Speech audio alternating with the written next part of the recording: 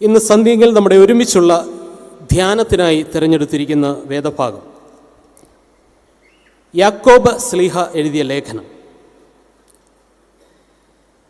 അതിലെ ഒരു 3 വേദഭാഗങ്ങളാണ് ഇന്ന് സന്ധ്യയിൽ നമ്മൾ ഒരുമിച്ച് ധ്യാനിക്കുന്നത്. യാക്കോബിൻ്റെ ലേഖനം 2-ാം അധ്യായം, അതിൻ്റെ 14 മുതൽ 17 വരെയുള്ള വാക്യങ്ങൾ ആദ്യമായി ഞാൻ വായിക്കട്ടെ. യാക്കോബിൻ്റെ ലേഖനം 2-ാം അധ്യായം 14 മുതൽ 17 വരെയുള്ള വാക്യം. സഹോദരന്മാരെ, ഒരുത്തൻ തനിക്ക് വിശ്വാസമുണ്ട് എന്ന് പറയുകയും പ്രവൃത്തികൾ ഇല്ലാതിരിക്കുകയും ചെയ്താൽ ഉപകാരം എന്ത്? ആ വിശ്വാസത്താൽ അവൻ രക്ഷ പ്രാപിക്കും. ഒരു സഹോദരനോ സഹോദരിയോ നഗ്നരും അഹോവൃത്തിക്ക് വകയില്ലാത്തവരുമായിരിക്കെ നിങ്ങളിൽ ഒരുത്തൻ അവരോട് സമാധാനത്തോടെ പോയി തീ കായുകയും വിശപ്പടക്കുകയും ചെയ്യുവീൻ എന്ന് പറയുന്നതല്ലാതെ ദേഹരക്ഷയ്ക്ക് ആവശ്യമുള്ളത് അവർക്ക് കൊടുക്കാതിരുന്നാൽ ഉപകാരം എന്ത്? അങ്ങനെ വിശ്വാസവും പ്രവൃത്തികളില്ലാതായാൽ സ്വതവേ നിർജീവം ആകും. 3-ാം അധ്യായം 1-2 വാക്യങ്ങൾ. സഹോദരന്മാരെ, അധികം ശിക്ഷാവിധി വരും എന്നറിഞ്ഞ് നിങ്ങളിൽ അനേകർ ഉപദേഷ്ടാക്കന്മാർ ആകരുത്. നാം എല്ലാവരും പലതിലും തെറ്റിപ്പോകുന്നു. ഒരുത്തൻ വാക്കിൽ തെറ്റാതിരുന്നാൽ അവൻ ശരീരത്തെ മുഴുവനും കടിഞ്ഞാണിട്ട് നടത്തുവാൻ ശക്തനായി സൽഗുണപൂർത്തിയുള്ള പുരുഷൻ ആകും. ഒരു വേദഭാഗം കൂടെ നിങ്ങളുടെ ശ്രദ്ധയിലേക്ക് കൊണ്ടുവരട്ടെ. യാക്കോബിൻ്റെ ലേഖനം അതിൻ്റെ 5-ാം അധ്യായം 13 മുതൽ 17 വരെയുള്ള വാക്യം. നിങ്ങളിൽ കഷ്ടമനുഭവിക്കുന്നവൻ പ്രാർത്ഥിക്കട്ടെ, സുഖം അനുഭവിക്കുന്നവൻ പാട്ട് പാടട്ടെ. നിങ്ങളിൽ ദീനമായി കിടക്കുന്നവൻ സഭയിലെ മൂപ്പന്മാരെ വരുത്തട്ടെ. അവർ കർത്താവിൻ്റെ നാമത്തിൽ അവനെ എണ്ണ പൂശി അവനു വേണ്ടി പ്രാർത്ഥിക്കട്ടെ. എന്നാൽ വിശ്വാസത്തോടു കൂടിയുള്ള പ്രാർത്ഥന ദീനക്കാരനെ രക്ഷിക്കും. കർത്താവ് അവനെ എഴുന്നേൽപ്പിക്കും. അവൻ പാപം ചെയ്തിട്ടുണ്ടെങ്കിൽ അവനോട് ക്ഷമിക്കും. എന്നാൽ നിങ്ങൾക്ക് രോഗശാന്തി വരേണ്ടതിന് തമ്മിൽ പാപങ്ങളെ ഏറ്റുപറഞ്ഞ് ഒരുവന് വേണ്ടി ഒരുവൻ പ്രാർത്ഥിക്കാം. ദൈവമേ, 26ാമത് റാന്നി നിലയ്ക്കൽ കൺവെൻഷൻ്റെ പ്രാരംഭ ദിനം സന്ധ്യയെങ്കിൽ വളരെ ക്ഷേമത്തോടെ അവിടുന്ന് ഞങ്ങളെ കൂട്ടിക്കൊണ്ടുവന്ന കൃപയ്ക്കായി സ്തോത്രം. കർത്താവേ, ഞങ്ങൾ ഏറെ പ്രാർത്ഥനയോടും ഒരുക്കത്തോടും ക്രമീകരിച്ചിരിക്കുന്ന ഈ കൺവെൻഷൻ്റെ പ്രാരംഭ ദിനം മുതൽ അതിൻ്റെ സമാപന ദിനം വരെ അവിടുത്തെ ദിവ്യ സാന്നിധ്യവും കൃപയും ഞങ്ങളുടെ മേൽ ഉണ്ടാകണമേ എന്ന് പ്രാർത്ഥിക്കുന്നു. ഈ വർഷത്തെ വചന കേൾവി ഞങ്ങളുടെ ജീവിതത്തിൽ ഒരു തിരുത്തലിൻ്റെ അനുഭവമായി തീരുവാൻ, ഒരു തീരുമാനം രൂപപ്പെടുത്തുന്ന അനുഭവമായി തീരുവാൻ, വചനാനുസൃതം ഞങ്ങളുടെ പ്രവർത്തന മേഖലയിൽ ഞങ്ങളായിരിക്കും എന്ന ദൃഢനിശ്ചയം ചെയ്യുന്ന അനുഭവമായി തീരുവാൻ അവിടുന്ന് ഞങ്ങളെല്ലാവരെയും സഹായിക്കണമേ എന്ന് പ്രാർത്ഥിക്കുന്നു. ഇന്ന് സന്ധ്യയെങ്കിലെ വചന പഠനം ഞങ്ങൾക്കെല്ലാവർക്കും അനുഗ്രഹത്തിന് മുഖാന്തരമായി തീരണമേ. ഞങ്ങളുടെ ഉത്തരവാദിത്വങ്ങൾ തിരിച്ചറിയുവാൻ, ഞങ്ങളുടെ വിശ്വാസത്തെ ഞങ്ങൾ പ്രവൃത്തിയിലൂടെ ആവിഷ്കരിക്കും എന്ന തീരുമാനത്തോടുകൂടി ഭവനത്തിലേക്ക് പോകുവാൻ, അതുവഴി ഈ കാലഘട്ടത്തിൽ സാക്ഷ്യത്തിൽ മുന്നേറുവാൻ ഞങ്ങളെല്ലാവരെയും സഹായിക്കണമെന്ന് യേശു കർത്താവിൻ്റെ നാമത്തിൽ അപേക്ഷിക്കുമ്പോൾ കൃപയോടെ കേൾക്കണമേ. ആമേൻ. 2025 എന്ന ഈ വർഷം എന്തുകൊണ്ടും വളരെ പ്രാധാന്യമുള്ള ഒരു വർഷമാണ്. വിവിധ സഭകൾ 2025 ഒരു ജൂബിലി വർഷമായി കണ്ടാണ് ആചരിക്കുന്നത്. കത്തോലിക്ക സഭ 2025 വിശുദ്ധ വർഷമായി പ്രഖ്യാപിക്കുകയും ഈ വിശുദ്ധ വർഷത്തിൽ നമ്മുടെ സാക്ഷ്യ ജീവിതം എങ്ങനെയുണ്ട് എന്ന് ആത്മാർത്ഥമായി വിചിന്തനം ചെയ്യുകയും ചെയ്യുന്ന ഒരു വർഷമാണ്. അതുകൊണ്ട് നമ്മെ സംബന്ധിച്ച്, മാർത്തോമാ വിശ്വാസികളെ സംബന്ധിച്ചിടത്തോളം ഈ 2025 എന്ന് പറയുന്ന വർഷം നമ്മുടെ സാക്ഷ്യ ജീവിതത്തെ ഗൗരവമായി വിലയിരുത്തുന്ന ഒരു വർഷമായി തീരുമ്പോഴാണ് നമ്മുടെ ഇതുപോലെയുള്ള കൺവെൻഷനുകൾ വളരെ അർത്ഥസമ്പുഷ്ടമായി തീരുന്നു.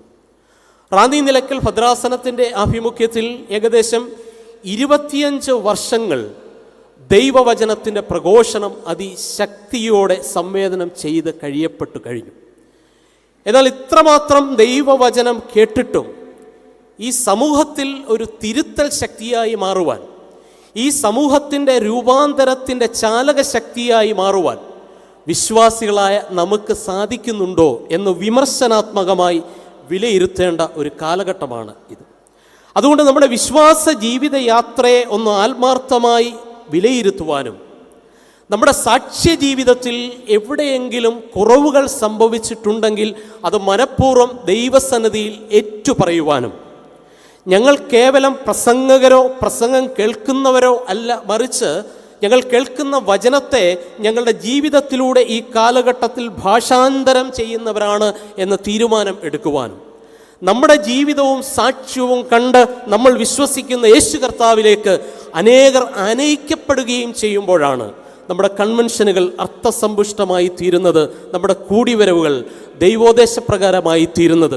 അത് സംഭവിക്കുമ്പോഴാണ് ഇവാനിയോസ് തിരുമേനി പറഞ്ഞതുപോലെ ദൈവത്തിൻ്റെ മുഖത്ത് പുഞ്ചിരി രൂപപ്പെടുന്നത്. അതിന് നമ്മുടെ വിശ്വാസ സാക്ഷി ജീവിതം ഈ കാലഘട്ടങ്ങളിൽ ഉപയുക്തമായിട്ടുണ്ടോ എന്ന് ആത്മാർത്ഥമായി വിലയിരുത്തുവാൻ തീർച്ചയായിട്ടും ഈ വർഷത്തെ നമ്മുടെ കൺവെൻഷനിൽ കേൾക്കുന്ന വചനങ്ങൾ ഉപയുക്തമായി തീരട്ടെ എന്ന് ആത്മാർത്ഥമായി ഞാൻ പ്രാർത്ഥിക്കുകയാണ്.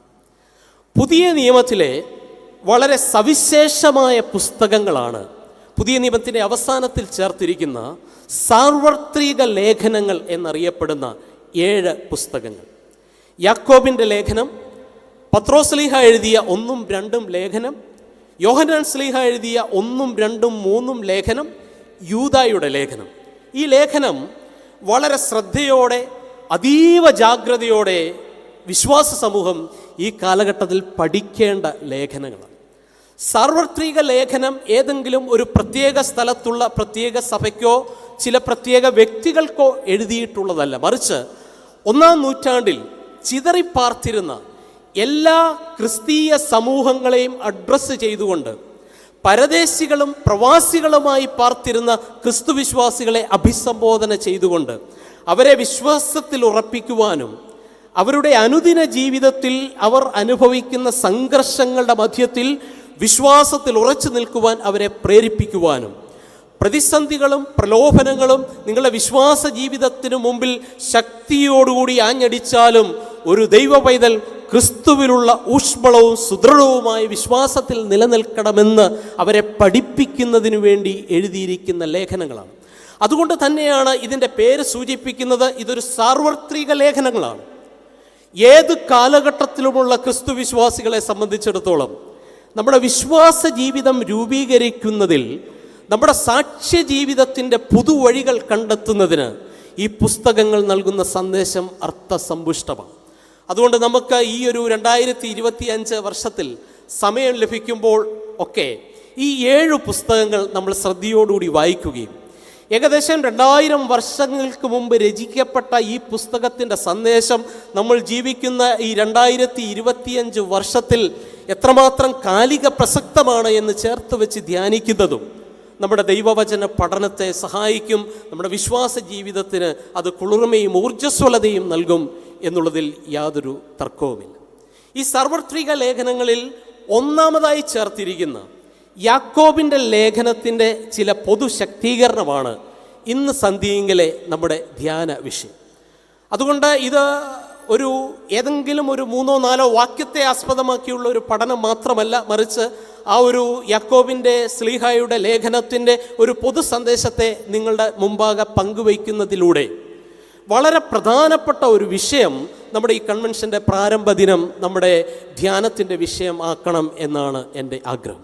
കാരണം നമ്മൾ ഇത്രയും വർഷങ്ങൾ വചനം കേട്ടിട്ടും വചനം പ്രസംഗിച്ചിട്ടും നമ്മുടെ വിശ്വാസ ജീവിതത്തിൽ വളർന്നിട്ടും എന്തേ നമ്മുടെ വിശ്വാസ ജീവിതവും നമ്മുടെ സാക്ഷ്യ ജീവിതവും ഈ സമൂഹത്തിൽ കാര്യമായ പരിവർത്തനം വരുത്തുന്നില്ല എന്നുള്ള ചോദ്യം ഏത് കാലഘട്ടത്തിലും നമ്മൾ ചോദിക്കേണ്ട ചോദ്യമാണ്. പൊതു ഇടങ്ങളിൽ നമ്മുടെ ക്രിസ്തീയ സാന്നിധ്യത്തെ അത്ര ഗൗരവമായി കാണാത്ത ഒരു കാലഘട്ടത്തിലാണ് നമ്മൾ ഇന്ന് ജീവിക്കുന്നത്. അല്ലെങ്കിൽ ഒരു പൊതുസമൂഹത്തിന് മുമ്പിൽ ഒരു ക്രിസ്തീയ സാന്നിധ്യം ഗൗരവമായ ഒരു സാന്നിധ്യമായി അടയാളപ്പെടുത്തുന്നില്ല എന്നുള്ളത് വിമർശനാത്മകമായി നമ്മൾ വിലയിരുത്തേണ്ട വിഷയം തന്നെയാണ്. അതുകൊണ്ട് ഒരു പൊതുസമൂഹത്തിലെ ക്രിസ്തീയ സാക്ഷ്യം നമുക്കെങ്ങനെ ഗൗരവമായി ഈ 2025 വർഷത്തിൽ നിർവഹിക്കാം? കാരണം ഇതൊരു ജൂബിലി വർഷമാണല്ലോ. അതുകൊണ്ട് ഈ 2025 വർഷത്തിൽ നിർവഹിക്കാം എന്നുള്ളതിന് ഈ യാക്കോബ് ശ്ലീഹ നൽകുന്ന ചെറിയ ചില ആലോചനകൾ നിങ്ങളുമായി ശാന്തമായി ഇന്ന് രാത്രി പങ്കുവെച്ച് ഈ വചനം ധ്യാനിക്കണം എന്നാണ് ഞാൻ ആഗ്രഹിക്കുന്നത്. നമുക്കെല്ലാവർക്കും അറിയാം, യാക്കോബ് ശ്ലീഹായുടെ ലേഖനത്തിൻ്റെ ഒരു പൊതുശക്തീകരണം എന്ന് പറയുന്നത് ഒരു ദൈവ പൈതലിൻ്റെ പ്രായോഗിക ക്രിസ്തീയ ജീവിതം. ആ ജീവിതമാകണം ഒരു പൊതുസമൂഹത്തിന് മുമ്പിൽ സാക്ഷ്യമായി അവതരിപ്പിക്കപ്പെടേണ്ടത് എന്നുള്ളതാണ്. അതുകൊണ്ട് യാക്കോബ് ശ്ലീഹ 1-ാം നൂറ്റാണ്ടിൽ തന്നെ ഒരു യാഥാർത്ഥ്യം തിരിച്ചറിഞ്ഞു. ആ യാഥാർത്ഥ്യം മറ്റൊന്നല്ല, നമ്മുടെ പ്രസംഗങ്ങളൊന്നും ഒരു പൊതുസമൂഹത്തെ ഗൗരവമായി സ്വാധീനിക്കണം എന്നില്ല. ഒരുപക്ഷെ വിശ്വാസ സമൂഹത്തിന് വിശ്വാസത്തിൽ വളരുവാൻ നമ്മളുടെ വചനഘോഷണങ്ങളൊക്കെ സഹായിക്കും. എന്നാൽ പൊതുവിടത്തിൽ ഇതര മതങ്ങളും സംസ്കാരങ്ങളും ഒക്കെയുള്ള ഇടത്തിൽ നമ്മുടെ പ്രസംഗങ്ങളെക്കാൾ കൂടുതൽ പ്രസംഗം കേട്ടതിൻ്റെ ഫലമായി നമ്മൾ ജീവിതത്തിൽ സ്വീകരിച്ച നിലപാടുകൾ, നമ്മൾ ജീവിതത്തിൽ ഉയർത്തിപ്പിടിക്കുന്ന മൂല്യങ്ങൾ പൊതുസമൂഹത്തിൽ അവതരിപ്പിച്ചു കഴിഞ്ഞാൽ തീർച്ചയായിട്ടും നമ്മുടെ ജീവിതം കണ്ട്, നമ്മുടെ നിലപാടുകൾ കണ്ട്, നമ്മൾ ഉയർത്തിപ്പിടിക്കുന്ന ദൈവരാജ്യ മൂല്യങ്ങളും ശീലങ്ങളും കണ്ട് അനേകർ യേശു കർത്താവിലേക്ക് കടന്നു വരും. നമ്മൾ വിശ്വസിക്കുന്ന യേശു കർത്താവിൻ്റെ തനിമയും യേശു കർത്താവിൻ്റെ ജീവിതത്തിൻ്റെ നൈർമല്യതയും ഒക്കെ നമ്മുടെ ജീവിതത്തിലൂടെ, വിശ്വാസികളായ നമ്മുടെ ജീവിതത്തിലൂടെ കാലഘട്ടത്തിൽ ഭാഷാന്തരം ചെയ്യപ്പെട്ടാൽ നമ്മുടെ ജീവിതം കണ്ട്, നമ്മുടെ സാക്ഷ്യം കണ്ട് അനേകർ യേശു കർത്താവിലേക്ക് കടന്നു വരും എന്നുള്ള ബോധ്യത്തോടു കൂടിയാണ് യാക്കോബ് ശ്ലീഹ ശ്രദ്ധേയമായ പാഠങ്ങൾ നമ്മുടെ മുമ്പിൽ അവതരിപ്പിക്കുന്നത്. നമുക്കറിയാം, 1-ാം നൂറ്റാണ്ടിലെ ക്രിസ്തു വിശ്വാസികൾ നിരവധി പ്രതിസന്ധികളിലൂടെ കടന്നുപോയ കാലഘട്ടത്തിലാണ് ഈ സാർവത്രിക ലേഖനങ്ങൾ എഴുതപ്പെടുന്നത്. ഒരു പ്രദേശത്തും ചിതറിപ്പാർത്ത ക്രിസ്തു വിശ്വാസികൾ ഒരു ഭൂരിപക്ഷ സമൂഹം ആയിരുന്നില്ല, മറിച്ച് അവർ ഒരു ന്യൂനപക്ഷ സമൂഹമായിരുന്നു. സമൂഹത്തിൽ ഗൗരവമായ പരിവർത്തനം വരുത്തത്തക്ക രീതിയിൽ അവർ കാലഘട്ടത്തിലെ ഏറ്റവും പ്രശസ്തമായ വ്യക്തികൾ ഒന്നുമായിരുന്നില്ല. അവർ സാധാരണക്കാരിൽ സാധാരണക്കാരുടെ സംഘമായിരുന്നു എന്ന് കാണുവാൻ സാധിക്കും. അതുകൊണ്ട് ക്രിസ്ത്യൻ കമ്മ്യൂണിറ്റിയെക്കുറിച്ച് പറയുന്നത് they are marginal and minority community, ഒരു ന്യൂനപക്ഷ സമൂഹമാണ്, സാധാരണക്കാരുടെ സംഘമാണ്. അവർ ജീവിക്കുന്ന ജീവിത പരിസരങ്ങളിൽ ഈ ചെറിയ സംഘം, ഈ ന്യൂനപക്ഷ സംഘം, ഈ സാധാരണക്കാരുടെ സംഘം നിരവധി വൈതരണികളെ, നിരവധി വെല്ലുവിളികളെ, നിരവധി പ്രതിസന്ധികളെ നേരിടേണ്ടി വന്ന ഒരു സാഹചര്യം കൂടിയായിരുന്നു എന്ന് നമുക്ക് എല്ലാവർക്കും അറിയാം.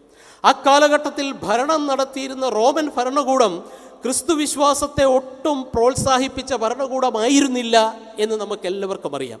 അതുകൊണ്ട് നമ്മൾ ഇന്ന് ചേർന്ന് വന്നതുപോലെ പരസ്യമായി ചേർന്ന് വന്ന് യേശു കർത്താവിനെ കൈയടിച്ച് ആരാധിക്കുവാനുള്ള അവസരം അന്ന് ചിതറിപ്പാർത്ത ക്രിസ്തു വിശ്വാസികൾക്ക് നഷ്ടപ്പെട്ടിരുന്നു എന്ന് കാണുവാൻ സാധിക്കും. പരസ്യമായി ചക്രവർത്തിമാരെ ദൈവം എന്ന് വിളിക്കണം എന്ന് കൽപ്പനകൾ പുറപ്പെടുവിച്ച ഒരു രാഷ്ട്രീയ പശ്ചാത്തലമായിരുന്നു അന്നുണ്ടായിരുന്നത് എന്ന് നമുക്കെല്ലാവർക്കും അറിയാം. അന്നത്തെ പ്രബല മതവും ഈ ക്രിസ്തു വിശ്വാസം പ്രചരിപ്പിക്കുവാൻ ഒട്ടും സഹായിച്ച സംവിധാനമായിരുന്നില്ല എന്ന് കാണാൻ സാധിക്കും. അതുകൊണ്ട് രാഷ്ട്രീയപരമായ എതിർപ്പ് ഒരു വശത്ത്, മതപരമായ എതിർപ്പ് ഒരു വശത്ത്. ഇതിൻ്റെ മധ്യത്തിലാണ് ന്യൂനപക്ഷ സമൂഹമായ ക്രിസ്തു വിശ്വാസികൾ ക്രിസ്തുവിനെ പുറം ലോകത്തിന് പരിചയപ്പെടുത്തി കൊടുക്കണം എന്നുള്ള നിയോഗം ഏറ്റുവാങ്ങി ചിതറിക്കപ്പെട്ടവരായി, പരദേശികളായി, പ്രവാസികളായി പല സ്ഥലങ്ങളിൽ ഒരു ന്യൂനപക്ഷ സമൂഹമായി തീർന്നു. അതുകൊണ്ടൊരു ചെറിയ സമൂഹത്തിന്, ഒരു ന്യൂനപക്ഷ സമൂഹത്തിന് എങ്ങനെയാണ് ശക്തിയുള്ള സംഘടിതമായ സംവിധാനത്തോട് പോരാട്ടം നടത്തി യേശു കർത്താവിനെ പ്രഘോഷിക്കുവാൻ സാധിക്കുന്നത്? ഇത് അത്ര എളുപ്പമുള്ള കാര്യമല്ല. ഇത് ശ്രമകരമായ ദൗത്യമാണ്. എന്നാൽ എത്ര പ്രതിസന്ധികൾ നേരിടേണ്ടി വന്നാലും, എത്ര വെല്ലുവിളികൾ നേരിടേണ്ടി വന്നാലും, നമുക്കെത്രയൊക്കെ പരിമിതികളുണ്ടെങ്കിലും ഏഷ്യ മൈനറിലെ ക്രിസ്തു വിശ്വാസികളെ, കപ്പദോക്യയിലും ആസിയയിലും ബിഥുന്യയിലും ഒക്കെ പാർക്കുന്ന ക്രിസ്തു വിശ്വാസികളെ, ഇതൊന്നും പറഞ്ഞ് നിങ്ങളുടെ ഉത്തരവാദിത്തങ്ങളിൽ നിന്ന് നിങ്ങൾക്ക് പിന്മാറാൻ സാധിക്കുകയില്ല. എതിർപ്പുകളുണ്ടാകാം, പ്രലോഭനങ്ങളുണ്ടാകാം, വെല്ലുവിളികളുണ്ടാകാം, പ്രതിസന്ധികളുണ്ടാകാം, വൈതരണികളുണ്ടാകാം. എന്നാൽ ഇതിൻ്റെയൊക്കെ മധ്യത്തിലും ഒരു ചെറിയ സംഘമായ നിങ്ങൾ പാർക്കുന്ന ഇടത്ത് യേശു കർത്താവിനെ പരിചയപ്പെടുത്തി കൊടുത്തേ മതിയാകുകയുള്ളൂ. നിങ്ങളുടെ ജീവിതത്തിലൂടെ കർത്താവിനെ പരിചയപ്പെടുത്തി കൊടുക്കണം. നിങ്ങളുടെ സാക്ഷ്യത്തിലൂടെ നിങ്ങൾ പരിചയപ്പെടുത്തി കൊടുക്കണം. ഇതെളുപ്പമുള്ള കാര്യമല്ല എന്ന് നമുക്കറിയാം. എന്നാൽ ഇതെങ്ങനെ സാധിക്കുമെന്നുള്ളതിൻ്റെ കൃത്യമായ പാഠങ്ങളാണ് യാക്കോബ് ശ്ലീഹ തൻ്റെ പുസ്തകത്തിൽ അവതരിപ്പിക്കുന്നത്. അതുകൊണ്ട് ബാഹ്യമായ നിരവധി സമ്മർദ്ദങ്ങളെ 1-ാം നൂറ്റാണ്ടിൽ ചിതറിപ്പാർത്ത ഏഷ്യ മൈനറിലെ ക്രിസ്തു വിശ്വാസികൾ നേരിടേണ്ടി വന്ന ഒരു രാഷ്ട്രീയവും മതപരവുമായ പശ്ചാത്തലത്തിൽ ഇത് കണ്ട് പിന്മാറിപ്പോകേണ്ടവരുടെ സംഘമല്ല ക്രിസ്തു വിശ്വാസികളുടെ സംഘം എന്നവരെ പഠിപ്പിക്കുവാനാണ് യാക്കോബ് ശ്ലീഹ കൃത്യമായ തൻ്റെ ലേഖനങ്ങളിലൂടെ സന്ദേശം പങ്കുവയ്ക്കുന്നത്. ബാഹ്യമായ സമ്മർദ്ദങ്ങൾ മാത്രമല്ല സഭയുടെ വളർച്ചയ്ക്ക് ആ കാലഘട്ടത്തിൽ തടസ്സം സൃഷ്ടിച്ചത്.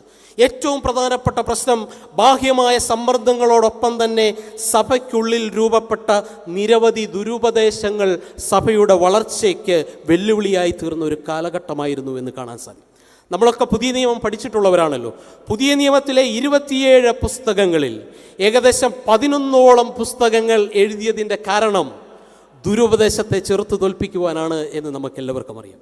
7 പുസ്തകങ്ങൾ മാത്രമുള്ള സാർവത്രിക ലേഖനങ്ങളിൽ യാക്കോബിൻ്റെ ലേഖനം, പത്രോസിൻ്റെ 2-ാം ലേഖനം, യോഹന്നാൻ എഴുതിയ 1ഉം 2ഉം ലേഖനം, യൂദായുടെ ലേഖനം, 7 ലേഖനങ്ങളിൽ തന്നെ 5 ലേഖനങ്ങൾ എഴുതപ്പെട്ടതിൻ്റെ പ്രധാനപ്പെട്ട കാരണം ആ കാലഘട്ടത്തിൽ സഭയ്ക്കുള്ളിൽ നുഴഞ്ഞു കയറി സഭയുടെ വളർച്ചയ്ക്ക് ഭംഗം വരുത്തിയ, സഭയുടെ അടിത്തറയിളക്കുവാൻ ശ്രമിച്ച ചില ദുരുപദേശങ്ങളെ ചെറുത്തു തോൽപ്പിക്കുവാനായിരുന്നു എന്ന് കാണുവാൻ സാധിക്കും. അതോടൊപ്പം തന്നെ ഒരു ചെറിയ സമൂഹമായ ഈ സഭ ഈ സമൂഹത്തിൽ ഇറങ്ങിച്ചെന്ന്, സാധാരണക്കാരുടെ ഇടയിലേക്ക് ഇറങ്ങിച്ചെന്ന് അവരുടെ ഇടയിൽ മാതൃകാപരമായ ജീവിതം നയിക്കണമെന്നുള്ള ആഹ്വാനവും യാക്കോബ് ശ്ലീഹ നൽകുന്നുണ്ട് എന്ന് കാണാൻ സാധിക്കും.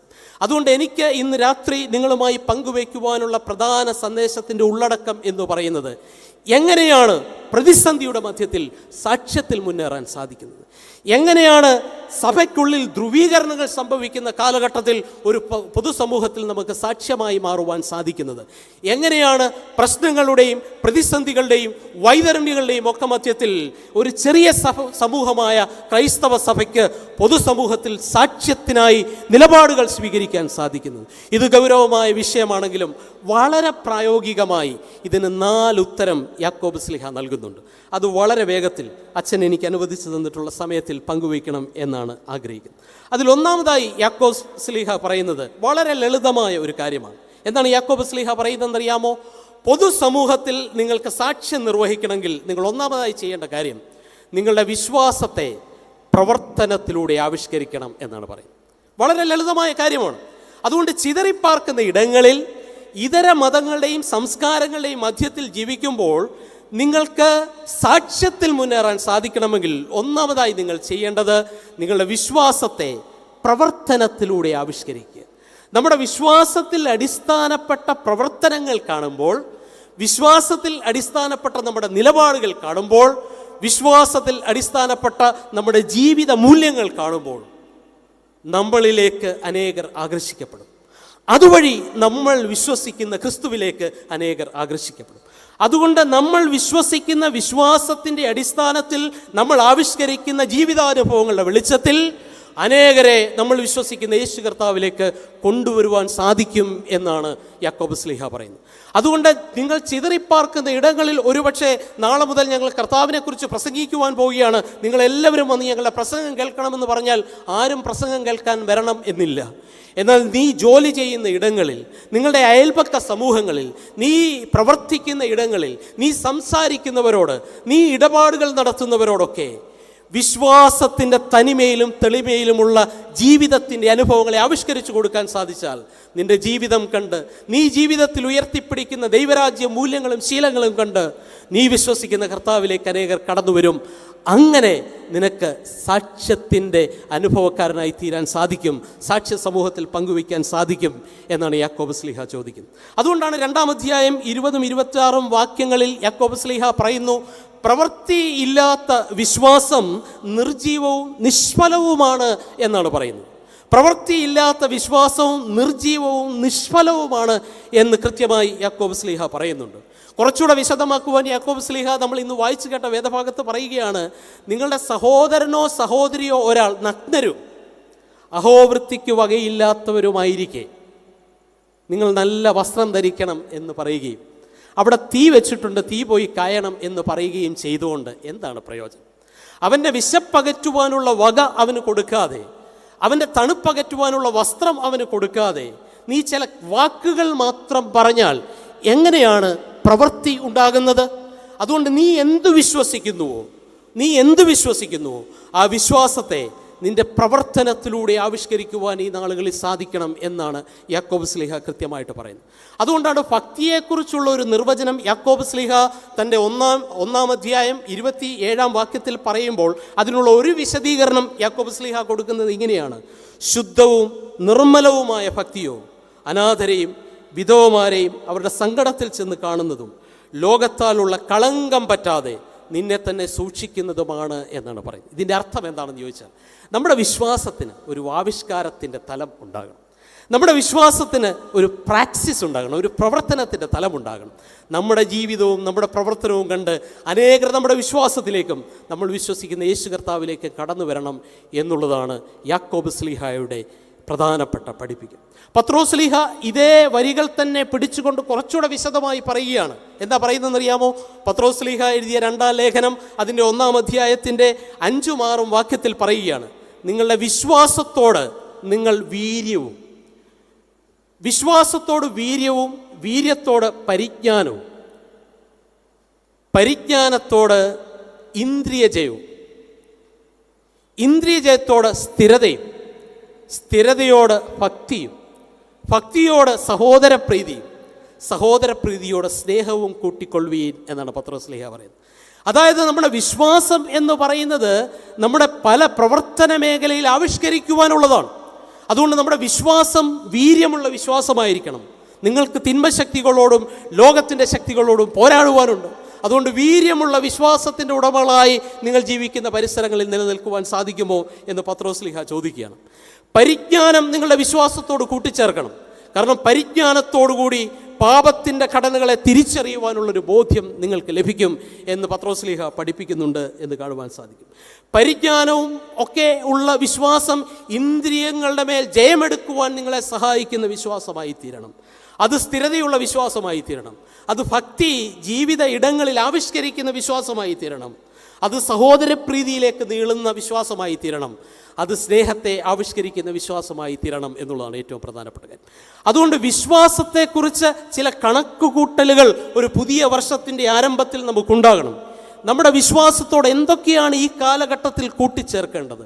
എൻ്റെ വിശ്വാസ ജീവിതത്തോടെ എന്ത് കൂട്ടിച്ചേർത്താൽ ഞാൻ വിശ്വസിക്കുന്ന കർത്താവിലേക്ക് ഈ പൊതുസമൂഹം കടന്നു വരും എന്നുള്ളത് ഗൗരവമായി വിലയിരുത്തേണ്ട ഒരു വർഷമാണ്. അതുകൊണ്ട് 2025 ഒരു ജൂബിലി വർഷമായി നമ്മൾ കാണുന്നുവെങ്കിൽ നമ്മുടെ വിശ്വാസത്തോട് വീര്യവും, വീര്യത്തോട് പരിജ്ഞാനവും, പരിജ്ഞാനത്തോട് ഇന്ദ്രിയജയവും, ഈ ഇന്ദ്രിയജയത്തോട് സ്ഥിരതയും, ഈ സ്ഥിരതയോട് സഹോദരപ്രീതിയും, ഈ സഹോദരപ്രീതിയോട് ഭക്തിയും, ഈ ഭക്തിയോട് സ്നേഹവും കൂട്ടിച്ചേർക്കുവാൻ നമുക്ക് സാധിക്കുന്നുണ്ടോ എന്നീ വേദഭാഗം നമ്മളെ വെല്ലുവിളിക്കുകയാണ്.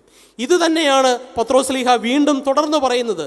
നിങ്ങളുടെ വിശ്വാസത്തിൻ്റെ പ്രതിഫലനം എന്ന് പറയുന്നത് നിർവ്യാജമായ സഹോദര പ്രീതിയിൽ ആയിരിക്കണം.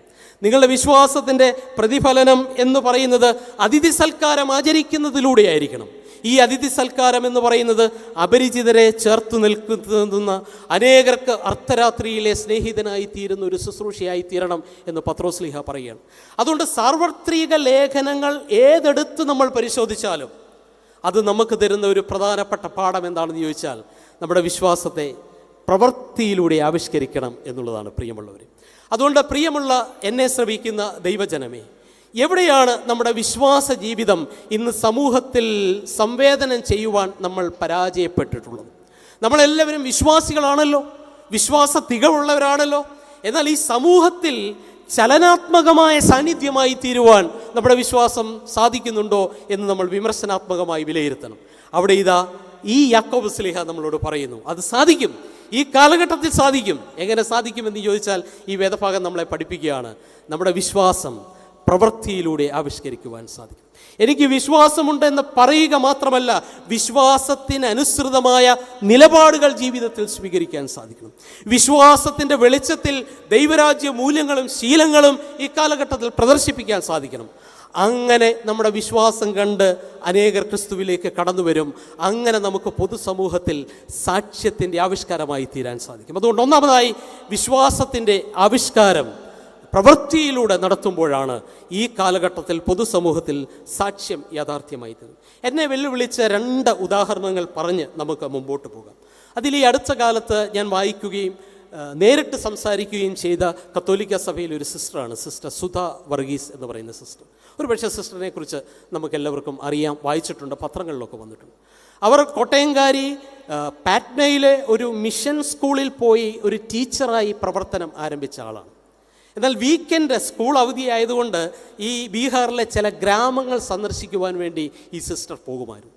അങ്ങനെ ഒരിക്കൽ സന്ദർശിച്ചപ്പോൾ ഈ സിസ്റ്റർ സുധാ വർഗീസ് കണ്ടെത്തിയ ഒരു ഗ്രാമം മുഷഹർ കമ്മ്യൂണിറ്റി പാർക്ക് എന്ന ഗ്രാമമാണ്. മുഷഹർ കമ്മ്യൂണിറ്റി എന്ന് പറഞ്ഞാൽ എലികളെയൊക്കെ പിടിച്ച് അതിനെയൊക്കെ തിന്ന് ഉപജീവനം കഴിക്കുന്ന കമ്മ്യൂണിറ്റിയാണ്, റാറ്റ് ഈറ്റേഴ്സിൻ്റെ കമ്മ്യൂണിറ്റിയാണ്. ഈ ഒരു വളരെ അപൂർവമായ ഒരു കമ്മ്യൂണിറ്റി, ഒരു ഗ്രാമമെന്ന് പറയാൻ പോലും സാധ്യമല്ലാത്ത ഒരു കുഗ്രാമത്തിൽ പാർക്കുന്നത് ഈ സിസ്റ്റർ സുധാ വർഗീസ് കണ്ടെത്തി. അതിനുശേഷം എല്ലാ വീക്കെൻഡിലും തനിക്ക് സമയം ലഭിക്കുമ്പോൾ ഈ മുഷഹർ കമ്മ്യൂണിറ്റിയിൽ പോയി ഈ സിസ്റ്റർ സുധാ വർഗീസ് പ്രവർത്തിക്കുമായിരുന്നു. പിന്നീട് അവർ കോൺവെൻറ്റിലെ ജോലി റിസൈൻ ചെയ്ത് ഈ മുഷഹർ കമ്മ്യൂണിറ്റിയുടെ ഇടയിൽ ഏകദേശം 30 വർഷം താമസിച്ച് പ്രവർത്തിച്ചു. അവരിൽ ഒരാളായി പ്രവർത്തിച്ചു. അവരുടെ കുഞ്ഞുങ്ങൾ നിരവധി ചൂഷണത്തിൻ്റെ മധ്യത്തിലൂടെ കടന്നു പോകുന്ന കാലഘട്ടം ആയിരുന്നു അത്. അവരുടെ കൃഷിഭൂമികളൊക്കെ കണ്ടുകെട്ടി വലിയ ഖനികൾ ഒക്കെ ഉള്ളവർ, ലോബികൾ ഇവരുടെ കൃഷിഭൂമികളൊക്കെ കണ്ടുകെട്ടി അത് ഖനികളായി ഉപയോഗിക്കുന്ന കാലഘട്ടമായിരുന്നു. അവരുടെ സാധാരണ നിയമങ്ങൾ സ്ഥാപിച്ച് കിട്ടുന്ന പ്രവർത്തനങ്ങളിൽ ഈ സിസ്റ്റർ സുധാ വർഗീസ് പങ്കാളിയായി തീർന്നു. അവരുടെ കുഞ്ഞുങ്ങൾക്ക് വേണ്ടി നിരവധി നിയമ നടപടികൾ അക്കാലഘട്ടത്തിൽ ആ പ്രദേശത്ത് കോടതികളിൽ കേസ് കൊടുക്കുവാൻ ഈ സിസ്റ്റർ സുധാ വർഗീസ് മുന്നോട്ട് വന്നു. നിരവധി കുഞ്ഞുങ്ങളുടെ വളർച്ചയ്ക്കും പഠനത്തിനും വേണ്ടി നിരവധി പ്രവർത്തനങ്ങൾ ചെയ്തു. ഏകദേശം 30 വർഷത്തോളം ആ മുഷഹർ കമ്മ്യൂണിറ്റിയിൽ അവരിലൊരാളായി അവരുടെ മധ്യത്തിൽ താമസിച്ച് തൻ്റെ വിശ്വാസത്തെ തൻ്റെ ജീവിതത്തിലൂടെ ആവിഷ്കരിച്ചു. ഈ സിസ്റ്ററിൻ്റെ ജീവിതവും അവർ പ്രകടിപ്പിക്കുന്ന വിശ്വാസത്തിൻ്റെ തീഷ്ണതയും അനേകരെ ഈ ക്രിസ്തു വിശ്വാസത്തിൽ ഉറപ്പിച്ചു നിർത്താൻ സഹായിച്ചു എന്നുള്ളതാണ് ഏറ്റവും ശ്രദ്ധേയമായ കാര്യം. അവർ സൈക്കിൾ ദീദി എന്ന പേരിലാണ് ആ പ്രദേശത്ത് അറിയപ്പെടുന്നത്. ഒരു സൈക്കിളിലാണ് ഏകദേശം 70 വയസ്സിനോടടുത്ത് പ്രായമുള്ള ഈ സിസ്റ്റർ ഇപ്പോഴും സഞ്ചരിക്കുന്നത്. ചില വർഷങ്ങൾക്ക് മുമ്പ് ഭാരത സർക്കാർ ഈ സിസ്റ്ററിൻ്റെ പ്രവർത്തനത്തെ അംഗീകരിച്ചത് പത്മശ്രീ ബഹുമതി നൽകിയാണ് എന്ന് കാണാൻ സാധിക്കും. അതുകൊണ്ട് തൻ്റെ വിശ്വാസത്തെ, യേശു കർത്താവുമായുള്ള തൻ്റെ ബന്ധത്തെ തൻ്റെ കൊച്ചു കൊച്ചു ജീവന ഇടങ്ങളിൽ പ്രവർത്തനത്തിലൂടെ ആവിഷ്കരിക്കുന്നതിലൂടെ അനേകരെ ക്രിസ്തുവിലേക്ക് ആനയിക്കുവാൻ സാധിക്കുന്നു. പൊതു ഇടങ്ങളിലെ ക്രിസ്തീയ സാക്ഷ്യത്തിൻ്റെ മകുടമായൊരു ഉദാഹരണമാണ് ഈ സിസ്റ്റർ സുധാ വർഗീസ്. മറ്റൊരാൾ നമുക്കെല്ലാവർക്കും അറിയാവുന്ന ഡോക്ടർ എ.കെ. തര്യനാണ്. Doctor A K. തര്യൻ പ്രശസ്തമായ നിലയിൽ MBBS പഠനം പൂർത്തിയാക്കിയപ്പോൾ അദ്ദേഹം പ്രവർത്തിക്കുവാൻ വേണ്ടി തിരഞ്ഞെടുത്ത സ്ഥലം ഇന്ത്യയിൽ ഏറ്റവും കൂടുതൽ ക്ഷയരോഗികൾ മരിച്ചു വീഴുന്ന ഒട്ടൻചത്രം എന്ന് പറയുന്ന കുഗ്രാമത്തിലായിരുന്നു എന്ന് നമുക്കറിയാം.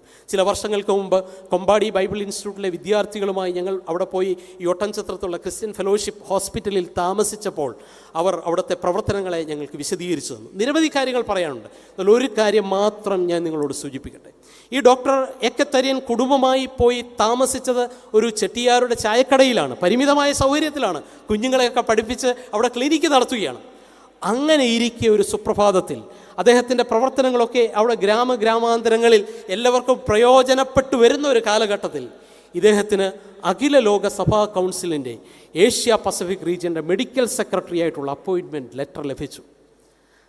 നിങ്ങൾ ഓർത്തു നോക്കിയേ, യാതൊരു അടിസ്ഥാന സൗകര്യവും ഇല്ലാത്ത ഒരു കുഗ്രാമത്തിൽ തൻ്റെ കുഞ്ഞുങ്ങൾക്ക് പ്രാഥമിക വിദ്യാഭ്യാസം പോലും ലഭിക്കുവാൻ ഒട്ടും സൗകര്യമുള്ള ഇടമായിരുന്നില്ല. അതിൻ്റെ മധ്യത്തിലാണ് ഏഷ്യ പസഫിക് റീജിയൻ്റെ മെഡിക്കൽ സെക്രട്ടറിയായി ഒരു പ്രശസ്തമായ വിദേശ രാജ്യത്ത് പോയി താമസിച്ച് വളരെ ഉയർന്ന ഒരു പോസ്റ്റ് തനിക്ക് ലഭിച്ചത്. ഏത് തീരുമാനമെടുക്കും? നമ്മുടെയൊക്കെ വീട്ടിലാണെങ്കിൽ നമുക്കൊരു തീരുമാനമെടുക്കാൻ യാതൊരു ബുദ്ധിമുട്ടുമില്ല, അല്ലേ? എന്നാൽ ഡോക്ടർ തര്യൻ ഒരു ദിവസം സന്ധ്യാപ്രാർത്ഥനയ്ക്കിരുന്നപ്പോൾ ഈ അപ്പോയിൻമെൻറ്റ് ലെറ്റർ ഭാര്യയുടെയും മക്കളുടെയും മുമ്പിൽ വെച്ചതിന് ശേഷം ഒരു കാര്യം ചോദിച്ചു. ഇന്നത്തെ നമ്മുടെ കുടുംബ പ്രാർത്ഥന കഴിയുമ്പോൾ നമ്മളൊരു തീരുമാനമെടുക്കണം. എന്താ തീരുമാനമെടുക്കേണ്ടതെന്നറിയാമോ? നമ്മുടെ പ്രവർത്തന മേഖല എവിടെയാകണം എന്നാണ് തീരുമാനം. അന്നത്തെ കുടുംബ പ്രാർത്ഥന കഴിഞ്ഞ് ഡോക്ടർ നിശബ്ദനായിരിക്കുകയാണ്. നമ്മുടെയൊക്കെ വീട്ടിലെ കുടുംബ പ്രാർത്ഥനയായിരുന്നെങ്കിൽ അതിൻ്റെ തീരുമാനം എന്താണ് എന്ന് നമുക്ക് കൃത്യമായിട്ടറിയാം. എല്ലാവരും നിശബ്ദനായിരുന്നപ്പോൾ ഡോക്ടറിൻ്റെ മൂത്ത മകൻ പറഞ്ഞു, പപ്പ, ഇന്ത്യയിൽ ഏറ്റവും കൂടുതൽ ക്ഷയരോഗികൾ മരിച്ചു വീഴുന്ന ഈ കുഗ്രാമത്തിലാകണം നമ്മുടെ പ്രവർത്തനം. അന്ന് ആരംഭിച്ച ഒരു ക്ലിനിക്കും പ്രവർത്തനവുമാണ് ഇന്ന് 150ഓളം ഡോക്ടേഴ്സ് പ്രവർത്തിക്കുന്ന ക്രിസ്ത്യൻ ഫെലോഷിപ്പ് ഹോസ്പിറ്റൽ ഒട്ടൻചത്രം. ഒരു പൊതുസമൂഹത്തിൽ നിൻ്റെ വിശ്വാസം നിലപാടുകൾ എടുക്കുവാൻ നിന്നെ പ്രേരിപ്പിച്ചാൽ, അതിനുവേണ്ടി ചില ത്യാഗങ്ങൾ അനുഭവിക്കുവാൻ നിനക്ക് മനസ്സ് തന്നാൽ, ഒരു പൊതുസമൂഹത്തിന് മുമ്പിൽ യേശു കർത്താവിനെ പരിചയപ്പെടുത്തി കൊടുക്കാൻ സാധിക്കും. അത് യാക്കോബ് ശ്ലീഹ ലേഖനം എഴുതിയ കാലഘട്ടത്തിലും സാധിക്കും, ഇന്നും സാധിക്കും എന്നുള്ളതിൽ യാതൊരു സംശയമില്ല. അതുകൊണ്ട് പൊതുവിടങ്ങളിൽ ക്രിസ്തീയ സാന്നിധ്യം വല്ലാതെ പരിഹസിക്കപ്പെടുന്ന ഈ കാലഘട്ടത്തിൽ നിന്റെ ജീവിതം സാക്ഷ്യമാക്കി മാറ്റുവാൻ നിനക്ക് സാധിക്കുമോ? നീ ഉയർത്തിപ്പിടിക്കുന്ന നിലപാടുകൾ നിന്റെ സാക്ഷ്യത്തിൻ്റെ ആവിഷ്കാരങ്ങളായി തീരുമോ? നീ ജീവിതത്തിൽ ഉയർത്തിപ്പിടിക്കുന്ന ദൈവരാജ്യ മൂല്യങ്ങൾ നിന്റെ വിശ്വാസത്തിൻ്റെ പ്രതിഫലനങ്ങളായി തീരുമെങ്കിൽ തീർച്ചയായിട്ടും ഈ കാലഘട്ടത്തിൽ പൊതുസമൂഹത്തിൽ കർത്താവിനെ സാക്ഷിക്കാൻ നമുക്ക് സാധിക്കും എന്നുള്ളത് യാതൊരു സംശയമില്ല. അതുകൊണ്ട് എങ്ങനെയാണ് പൊതുസമൂഹത്തിൽ യേശു കർത്താവിനെ സാക്ഷിക്കുന്നത്? ഒന്ന്, നമ്മുടെ വിശ്വാസത്തെ പ്രവർത്തനങ്ങളിലൂടെ ആവിഷ്കരിക്കുന്നതിലൂടെ, നമ്മുടെ പ്രസംഗത്തെ നമ്മുടെ ജീവിതമാക്കി തീർക്കുന്നതിലൂടെ, നമ്മൾ ഇതുവരെ കേട്ടിട്ടുള്ള വചനങ്ങളെ നമ്മുടെ ജീവിതത്തിലൂടെ ഭാഷാന്തരം ചെയ്യുന്നതിലൂടെ യേശു കർത്താവിൻ്റെ സാക്ഷികളായി തീരുവാൻ സാധിക്കുമോ എന്നീ വേദഭാഗം നമ്മളെ ശക്തമായി വെല്ലുവിളിക്കുന്നുണ്ട്. അതിന് സാധിക്കുന്ന ഒരു വർഷമായി ഈ 2025 വർഷം തീരട്ടെ എന്ന് ഞാൻ ആത്മാർത്ഥമായി പ്രാർത്ഥിക്കുകയാണ്. രണ്ടാമതായി, ഒരു പൊതുസമൂഹത്തിൽ എങ്ങനെയാണ് നമുക്ക് ഈ കാലഘട്ടത്തിൽ സാക്ഷ്യം സാധിക്കുന്നത്? യാക്കോബ് ശ്ലീഹ രണ്ടാമതായി പറയുകയാണ്, സത്യ ഉപദേശത്തിൻ്റെ പ്രചാരകരും പ്രയോക്താക്കളുമായി നിങ്ങൾ മാറുന്നതിലൂടെ മാത്രമേ സാക്ഷ്യം പങ്കുവയ്ക്കുവാൻ സാധിക്കത്തുള്ളൂ. എന്താ യാക്കോബ് ശ്ലീഹ പറയുന്നത്? സത്യ ഉപദേശത്തിൻ്റെ പ്രചാരകരും പ്രയോക്താക്കളുമായി നിങ്ങൾ മാറുന്നതിലൂടെ മാത്രമേ സാധിക്കുകയുള്ളൂ. 3-ാം അധ്യായം 1 മുതലുള്ള വാക്യങ്ങൾ ഈ വിഷയമാണ് ചർച്ച ചെയ്യുന്നത്. നമുക്ക് ആ വേദഭാഗം മുഴുവൻ വായിക്കാൻ ഇന്നത്തെ ഒരു പ്രത്യേക പശ്ചാത്തലത്തിൽ പരിമിതമായ സമയം അനുവദിക്കുന്നില്ല എന്ന് നമുക്കറിയാം. അതുകൊണ്ട് യാക്കോബ് ശ്ലീഹ കൃത്യമായി പറയുകയാണ്, നിങ്ങളൊരു പൊതുസമൂഹത്തിൽ ജീവിക്കേണ്ടവരാണ് ക്രിസ്തുവിശ്വാസികൾ. പക്ഷേ പൊതുസമൂഹത്തിൽ ജീവിക്കുമ്പോൾ നിങ്ങൾ ചെയ്യേണ്ട 2 കാര്യങ്ങൾ. ഒന്ന്, സത്യ ഉപദേശത്തെ മുറുകെ പിടിക്കുക. ഈ സത്യ ഉപദേശത്തെ മാത്രം പ്രചരിപ്പിക്കുക എന്നുള്ളതാണ് പ്രധാനമായും പറയുന്നത്. നമുക്കറിയാം, യാക്കോബ് ശ്ലീഹ 3-ാം അധ്യായം എഴുതുമ്പോൾ അവിടെ നാവിൻ്റെ ശിക്ഷണത്തെക്കുറിച്ചും നാവിനെ കടിഞ്ഞാണിട്ട് സൂക്ഷിക്കണം എന്നുമൊക്കെയാണ് വിശദമായിട്ട് പറയുന്നത്. ഇതിൻ്റെ കാരണം എന്താണെന്ന് ചോദിച്ചാൽ അവിടെ 1-ാം വാക്യത്തിൽ തന്നെ രേഖപ്പെടുത്തിയിട്ടുണ്ട്, ദുരുപദേശം സഭയിൽ നുഴഞ്ഞു കയറിയ കാലഘട്ടമായിരുന്നു അത് എന്നുള്ളതാണ്. ഞാൻ ആമുഖത്തിൽ പറഞ്ഞു, ബാഹ്യമായ ഒത്തിരി പ്രശ്നങ്ങളെ ചിതറിപ്പാർത്ത ക്രിസ്തുവിശ്വാസികൾ അഭിമുഖീകരിക്കേണ്ടി വരുന്നുണ്ട്. റോമൻ സാമ്രാജ്യത്തിൽ നിന്നുള്ള വെല്ലുവിളിയുണ്ട്, യഹൂദ മത നേതൃത്വത്തിൽ നിന്നുള്ള വെല്ലുവിളിയുണ്ട്. അതുകൊണ്ട് എക്സ്റ്റേണൽ പ്രഷേഴ്സ് ധാരാളമുണ്ട്. അതിൻ്റെ മധ്യത്തിലാണ് ഉള്ളിൻ്റെ ഉള്ളിൽ നിരവധി പ്രശ്നങ്ങൾ രൂപപ്പെട്ടത്, ഇൻറ്റേർണൽ ഇഷ്യൂസ് രൂപപ്പെട്ടു. അത് ദുരുപദേശത്തിൻ്റെ രൂപത്തിലായിരുന്നു എന്ന് കാണാൻ സാധിക്കും. ഞാൻ പറയുന്ന ഈ വാക്കുകൾക്ക് ആ വാക്കുകളേക്കാൾ ഗൗരവമായി നമ്മൾ പരിഗണിക്കേണ്ട വിഷയമാണ്. ഞാൻ പറഞ്ഞല്ലോ, പുതിയ നിയമത്തിലെ പകുതിയോളം പുസ്തകങ്ങൾ എഴുതപ്പെട്ടത് ദുരുപദേശത്തെ ചെറുത്തു തോൽപ്പിക്കാനാണ്. 7ഓളം വരുന്ന സാർവത്രിക ലേഖനങ്ങളിൽ 5 പുസ്തകങ്ങൾ എഴുതപ്പെട്ടത് ദുരുപദേശത്തെ ചെറുത്തു തോൽപ്പിക്കുവാനാണ്. അതുകൊണ്ട് യാക്കോബ് ശ്ലീഹ പറയുന്നു, ദുരുപദേശകരുടെ ഉപദേശങ്ങളെ നിങ്ങൾ ചെറുത്തു തോൽപ്പിക്കണം. ദുരുപദേശങ്ങളുടെ തെറ്റായ ഉപദേശങ്ങളെ നിങ്ങൾ ഒരു കാരണവശാലും പ്രചരിപ്പിക്കരുത്. നിങ്ങൾ സത്യത്തിൻ്റെ പക്ഷത്ത് നിൽക്കണം, സത്യവിശ്വാസത്തെ മുറുകെ പിടിക്കുന്നവരായി തീരണം എന്നാണ് യാക്കോബ് ശ്ലീഹ പറയുന്നത്. നമുക്കറിയാമല്ലോ, ഗലാത്യ ലേഖനത്തിൽ പൗലോസ് ശ്ലീഹ ഈ ഒരു പശ്ചാത്തലം മനസ്സിലാക്കിയാണ് പറയുന്നത്. എന്താണ് പറയുന്നത്? ഞങ്ങൾ നിങ്ങളെ പഠിപ്പിച്ച ഉപദേശത്തിന് വിരുദ്ധമായി വേറെ ആര് വന്ന് പറഞ്ഞാലും അത് ഉപദേശത്തിന് വിരുദ്ധമാണ് എന്ന് കരുതി അവരെ സഭയുടെ ഭാഗമാക്കി നിങ്ങൾ പരിഗണിക്കരുത് എന്ന് ഗലാത്യർ 1:8 നമ്മൾ വായിക്കുന്നുണ്ട്. അതെല്ലാ ഞായറാഴ്ചയും പാടിയതിനു ശേഷമാണ് പൗലോസ് ശ്ലീഹ എഴുതിയ ലേഖനങ്ങൾ നമ്മൾ വായിക്കുന്നത് എന്ന് കാണാൻ സാധിക്കും. അതുപോലെ തന്നെ പത്രോസിൻ്റെ 2-ാം ലേഖനം, യോഹന്നാൻ എഴുതിയ 1-2 ലേഖനം, യൂദായുടെ ലേഖനം, ഇതെല്ലാം ദുരുപദേശത്തെ ചെറുത്തു തോൽപ്പിക്കുവാൻ പ്രോത്സാഹനം നൽകുന്ന ലേഖനങ്ങളാണ്. നിങ്ങൾ എപ്പോഴെങ്കിലും സമയം ലഭിക്കുന്നുവെങ്കിൽ യൂദായുടെ ഒരു കൊച്ചു പുസ്തകം ഒന്ന് വായിക്കണം. 25 വാക്യങ്ങൾ മാത്രമുള്ളൊരു പുസ്തകമാണ്. ദുരുപദേശകരെ, ആ കാലഘട്ടത്തിലെ ദുരുപദേശകരെ യൂദ അഡ്രസ്സ് ചെയ്യുന്ന വാക്കുകൾ ഗൗരവമായിട്ടാണ് നമ്മൾ മനസ്സിലാക്കേണ്ടത്. യൂദായുടെ ലേഖനം അതിൻ്റെ 12ഉം 13ഉം വാക്യങ്ങൾ എന്താ പറയുന്നതെന്നറിയാമോ? ദുരുപദേശകരെ കുറിച്ചാണ് പറയുന്നത്. ഇവർ നിങ്ങളുടെ സ്നേഹസദ്യകളിൽ മറഞ്ഞിരിക്കുന്ന പാറകളാണ് എന്നാണ് പറയുന്നത്.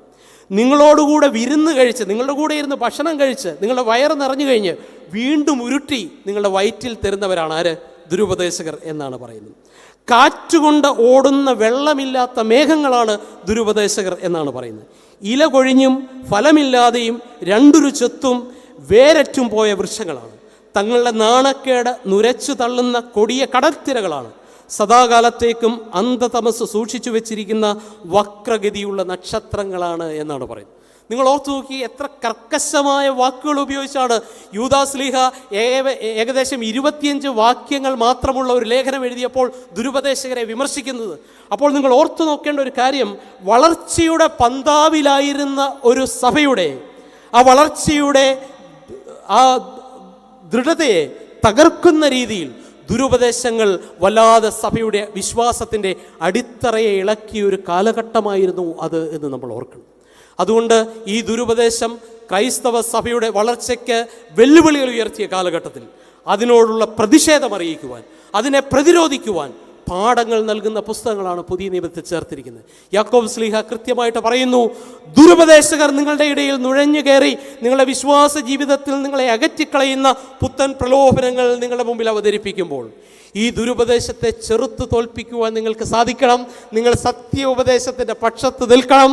നിങ്ങൾ സത്യം മാത്രമേ പ്രചരിപ്പിക്കാവൂ എന്ന് പറയുന്നു. അതുകൊണ്ട് സത്യത്തിൻ്റെ പക്ഷത്ത് നിൽക്കുന്ന ക്രിസ്തുവിശ്വാസികൾ ജീവിക്കുമ്പോഴാണ് തീർച്ചയായിട്ടും ഒരു പൊതുസമൂഹം നമ്മുടെ നിലപാടും നമ്മുടെ ജീവിതത്തിൽ ഉയർത്തിപ്പിടിക്കുന്ന സത്യത്തിനു വേണ്ടിയുള്ള സത്യ ഉപദേശത്തിനു വേണ്ടിയുള്ള നമ്മുടെ ആവേശവും കണ്ട് നമ്മുടെ വിശ്വസിക്കുന്ന കർത്താവിലേക്ക് കടന്നു വരികയുള്ളൂ എന്ന് കൃത്യമായി യാക്കോബ് ശ്ലീഹ പഠിപ്പിക്കുന്നുണ്ട് എന്ന് കാണാൻ സാധിക്കും.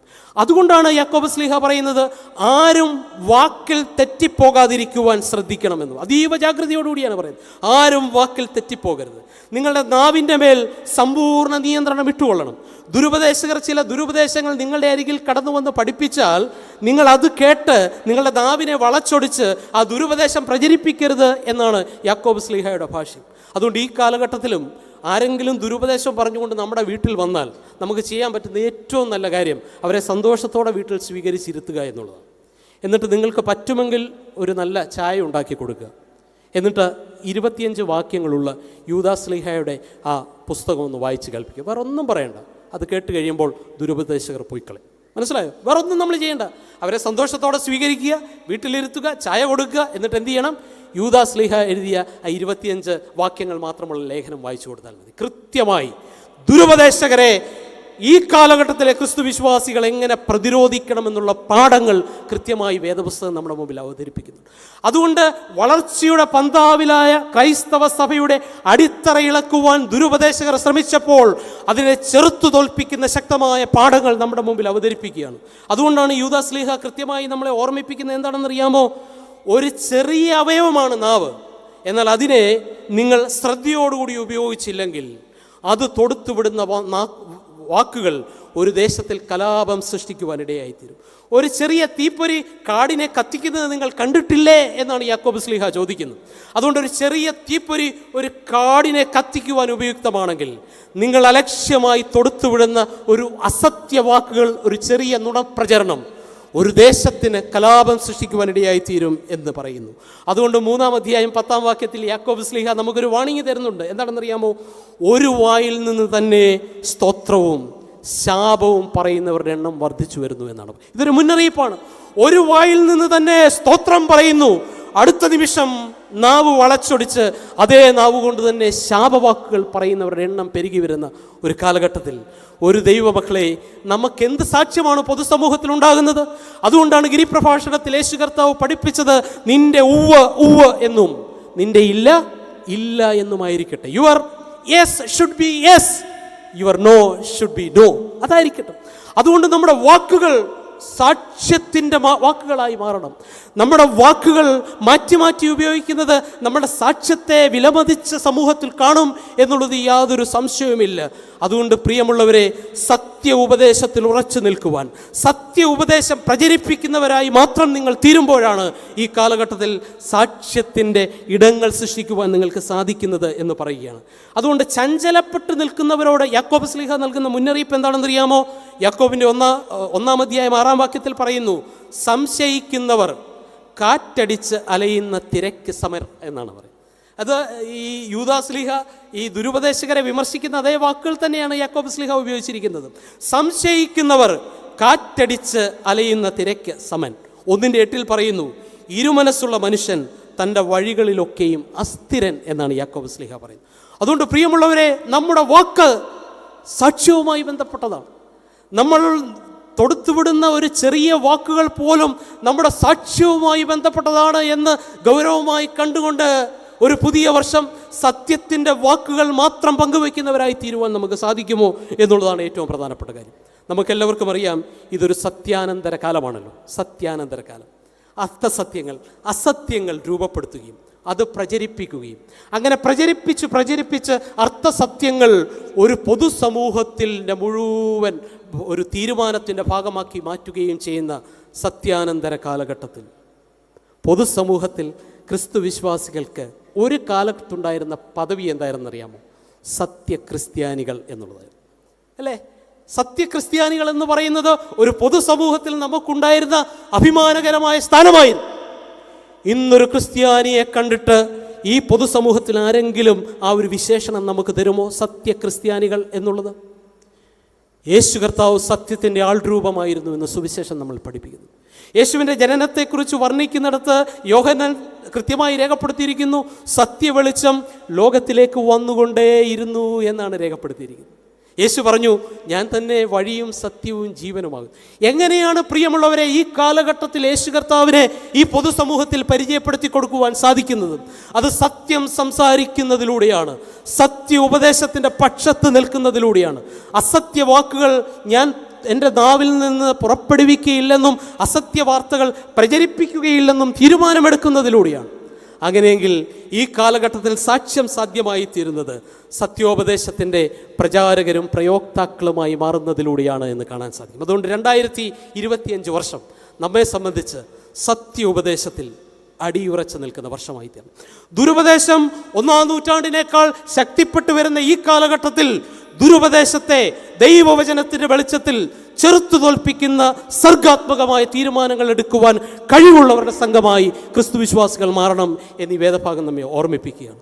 എൻ്റെ ജീവിതത്തിൽ ഒരിക്കൽ പോലും അസത്യ വാർത്തകൾ പ്രചരിപ്പിക്കുകയില്ല എന്നൊരു തീരുമാനമെടുത്ത് അത് ആവിഷ്കരിക്കുവാൻ ദൈവം നൽകിയിരിക്കുന്ന ഏറ്റവും പ്രധാനപ്പെട്ട വർഷമാണിത്. തീരുമാനമെടുക്കുവാൻ ധൈര്യമുണ്ടോ എന്ന് ഈ കൺവെൻഷൻ്റെ ആദ്യ ദിനം ഈ വേദഭാഗം നമ്മളോട് ചോദിക്കുകയാണ്. അതുകൊണ്ട് വിശ്വാസത്തിൻ്റെ സംവേദനം ഈ കാലഘട്ടത്തിൽ നടക്കണമെങ്കിൽ, സാക്ഷ്യം ഈ കാലഘട്ടത്തിൽ യാഥാർത്ഥ്യമായി തീരണമെങ്കിൽ സത്യക്രിസ്ത്യാനികൾ എന്നുള്ള പദവി നമ്മൾ തിരികെ പിടിച്ചേ മതിയാകുകയുള്ളൂ.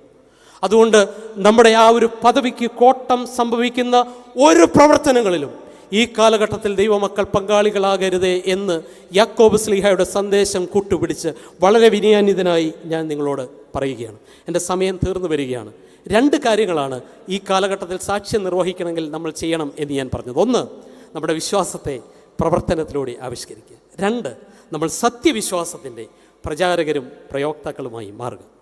3, ഈ കാലഘട്ടത്തിൽ ഒരു പൊതുസമൂഹത്തിൽ സാക്ഷ്യം നിർവഹിക്കണമെങ്കിൽ നമ്മൾ ശ്രദ്ധിക്കേണ്ട 3-ാമത്തെ കാര്യം യാക്കോബ് ശ്ലീഹ പഠിപ്പിക്കുന്നത് ഒരു സമത്വാധിഷ്ഠിത സമൂഹ നിർമ്മിതിയിൽ ക്രിസ്തുവിശ്വാസികൾ പങ്കാളികൾ ആകണം എന്നുള്ളതാണ്.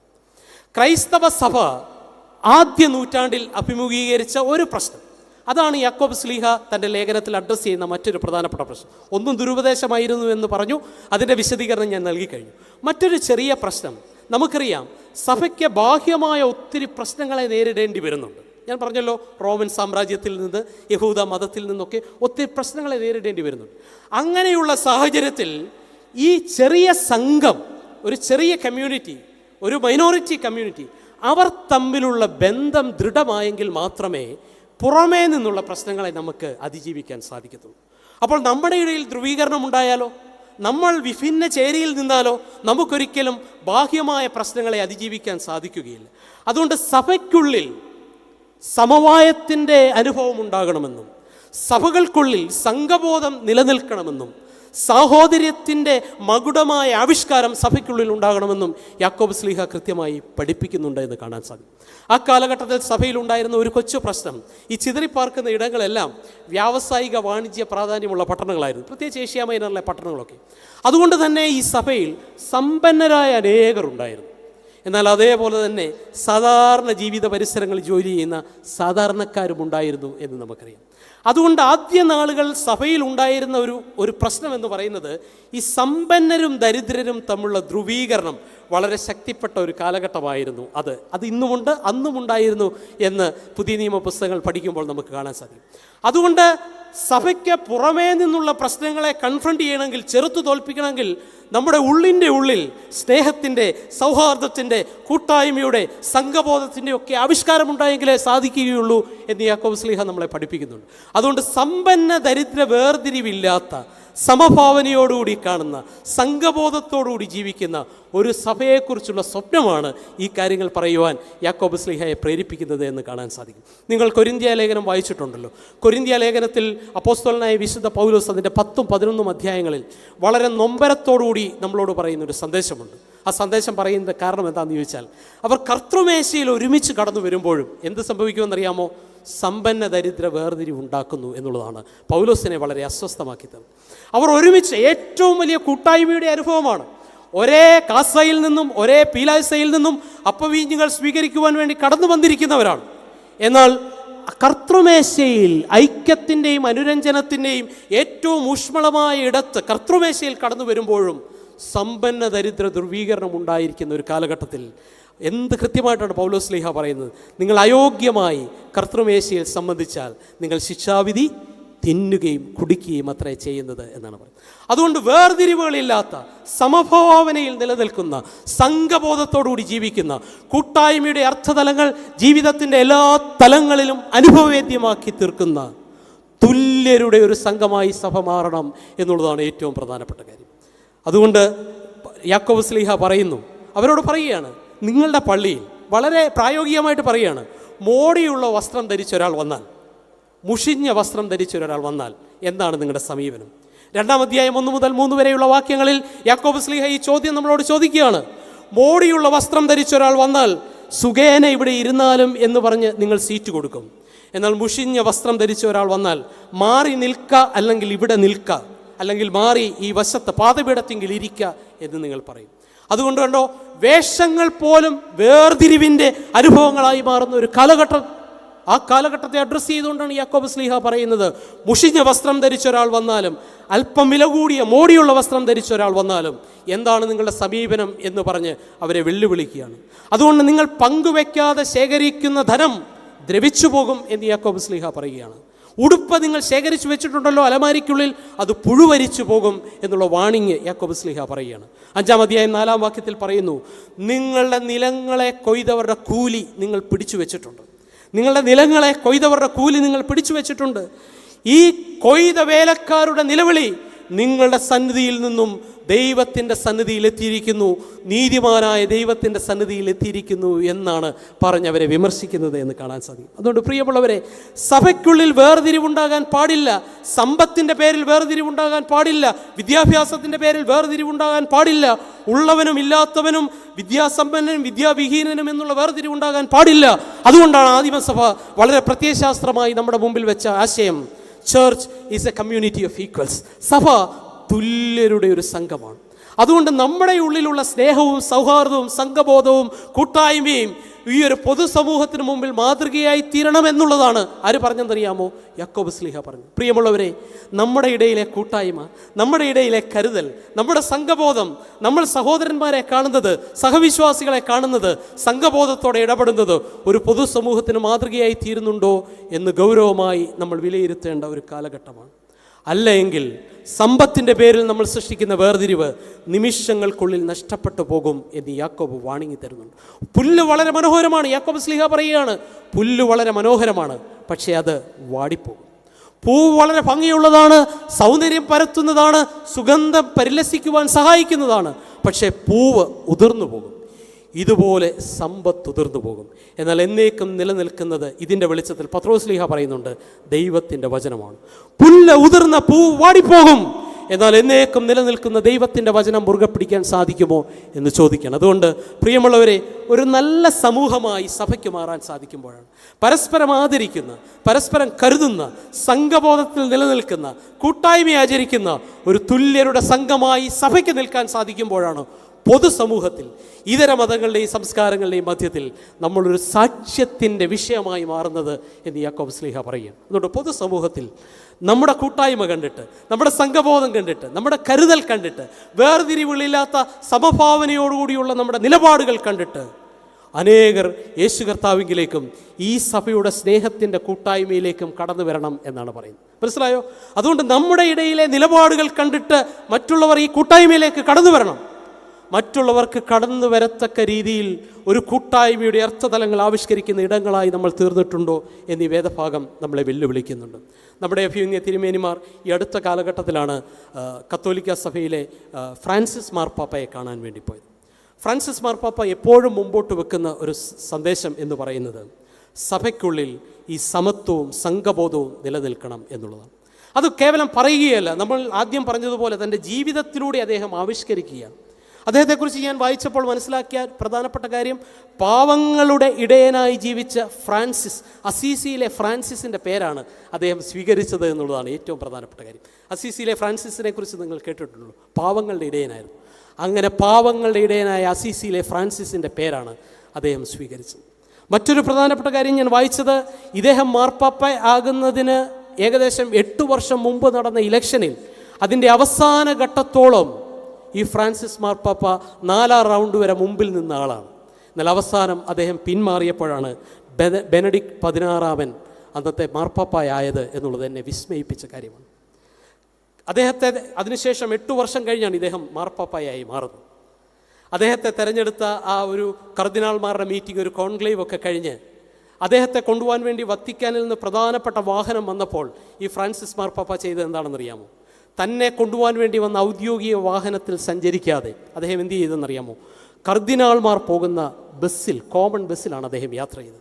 അതും എല്ലാ കർദിനാൾമാരെയും കൊണ്ടുപോയതിന് ശേഷം അവസാനമായി ഇലക്ഷൻ നടന്ന കോൺക്ലേവിൻ്റെ അവിടെ അവസാനിച്ച അവസാനത്തെ കർദിനാൾമാരെ കൊണ്ടുവരുവാൻ വന്ന വാഹനത്തിലാണ് അദ്ദേഹം യാത്ര ചെയ്ത് വത്തിക്കാനിലെത്തിയത് എന്നുള്ളതാണ് എനിക്ക് വായിക്കാൻ സാധിച്ചത്.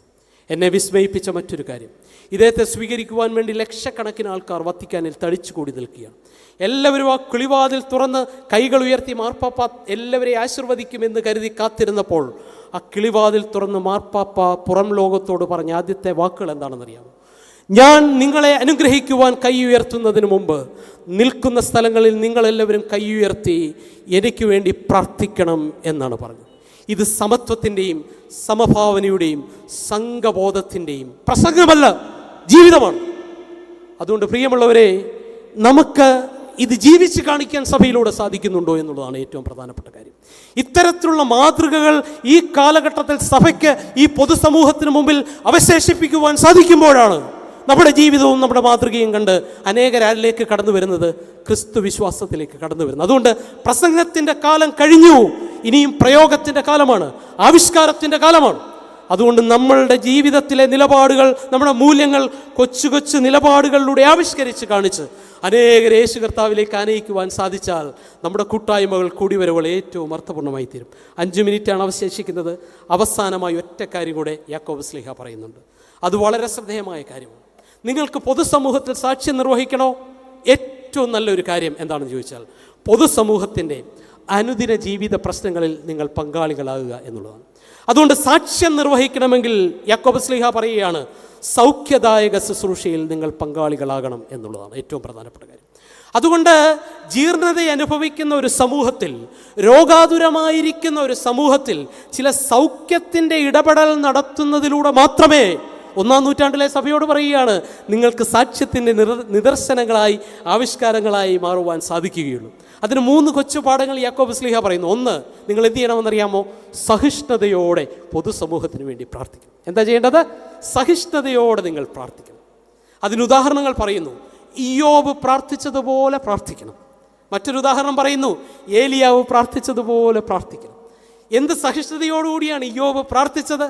പ്രാർത്ഥിച്ചാൽ ഉടനെ മറുപടി ലഭിക്കണമെന്നുള്ള ആഗ്രഹത്തോടെയല്ല, മറിച്ച് താൻ ആരോട് പ്രാർത്ഥിക്കുന്നുവോ അവൻ പ്രാർത്ഥന കേട്ട് തനിക്ക് സൗഖ്യം അയക്കും എന്നുള്ള ഉറപ്പോടെ സഹിഷ്ണുതയോടെ ഒരു ദേശത്തിന് വേണ്ടി പ്രാർത്ഥിക്കുവാൻ നമുക്ക് സാധിക്കുമോ എന്നാണ് യാക്കോബ് ശ്ലീഹ ചോദിക്കുന്നത്.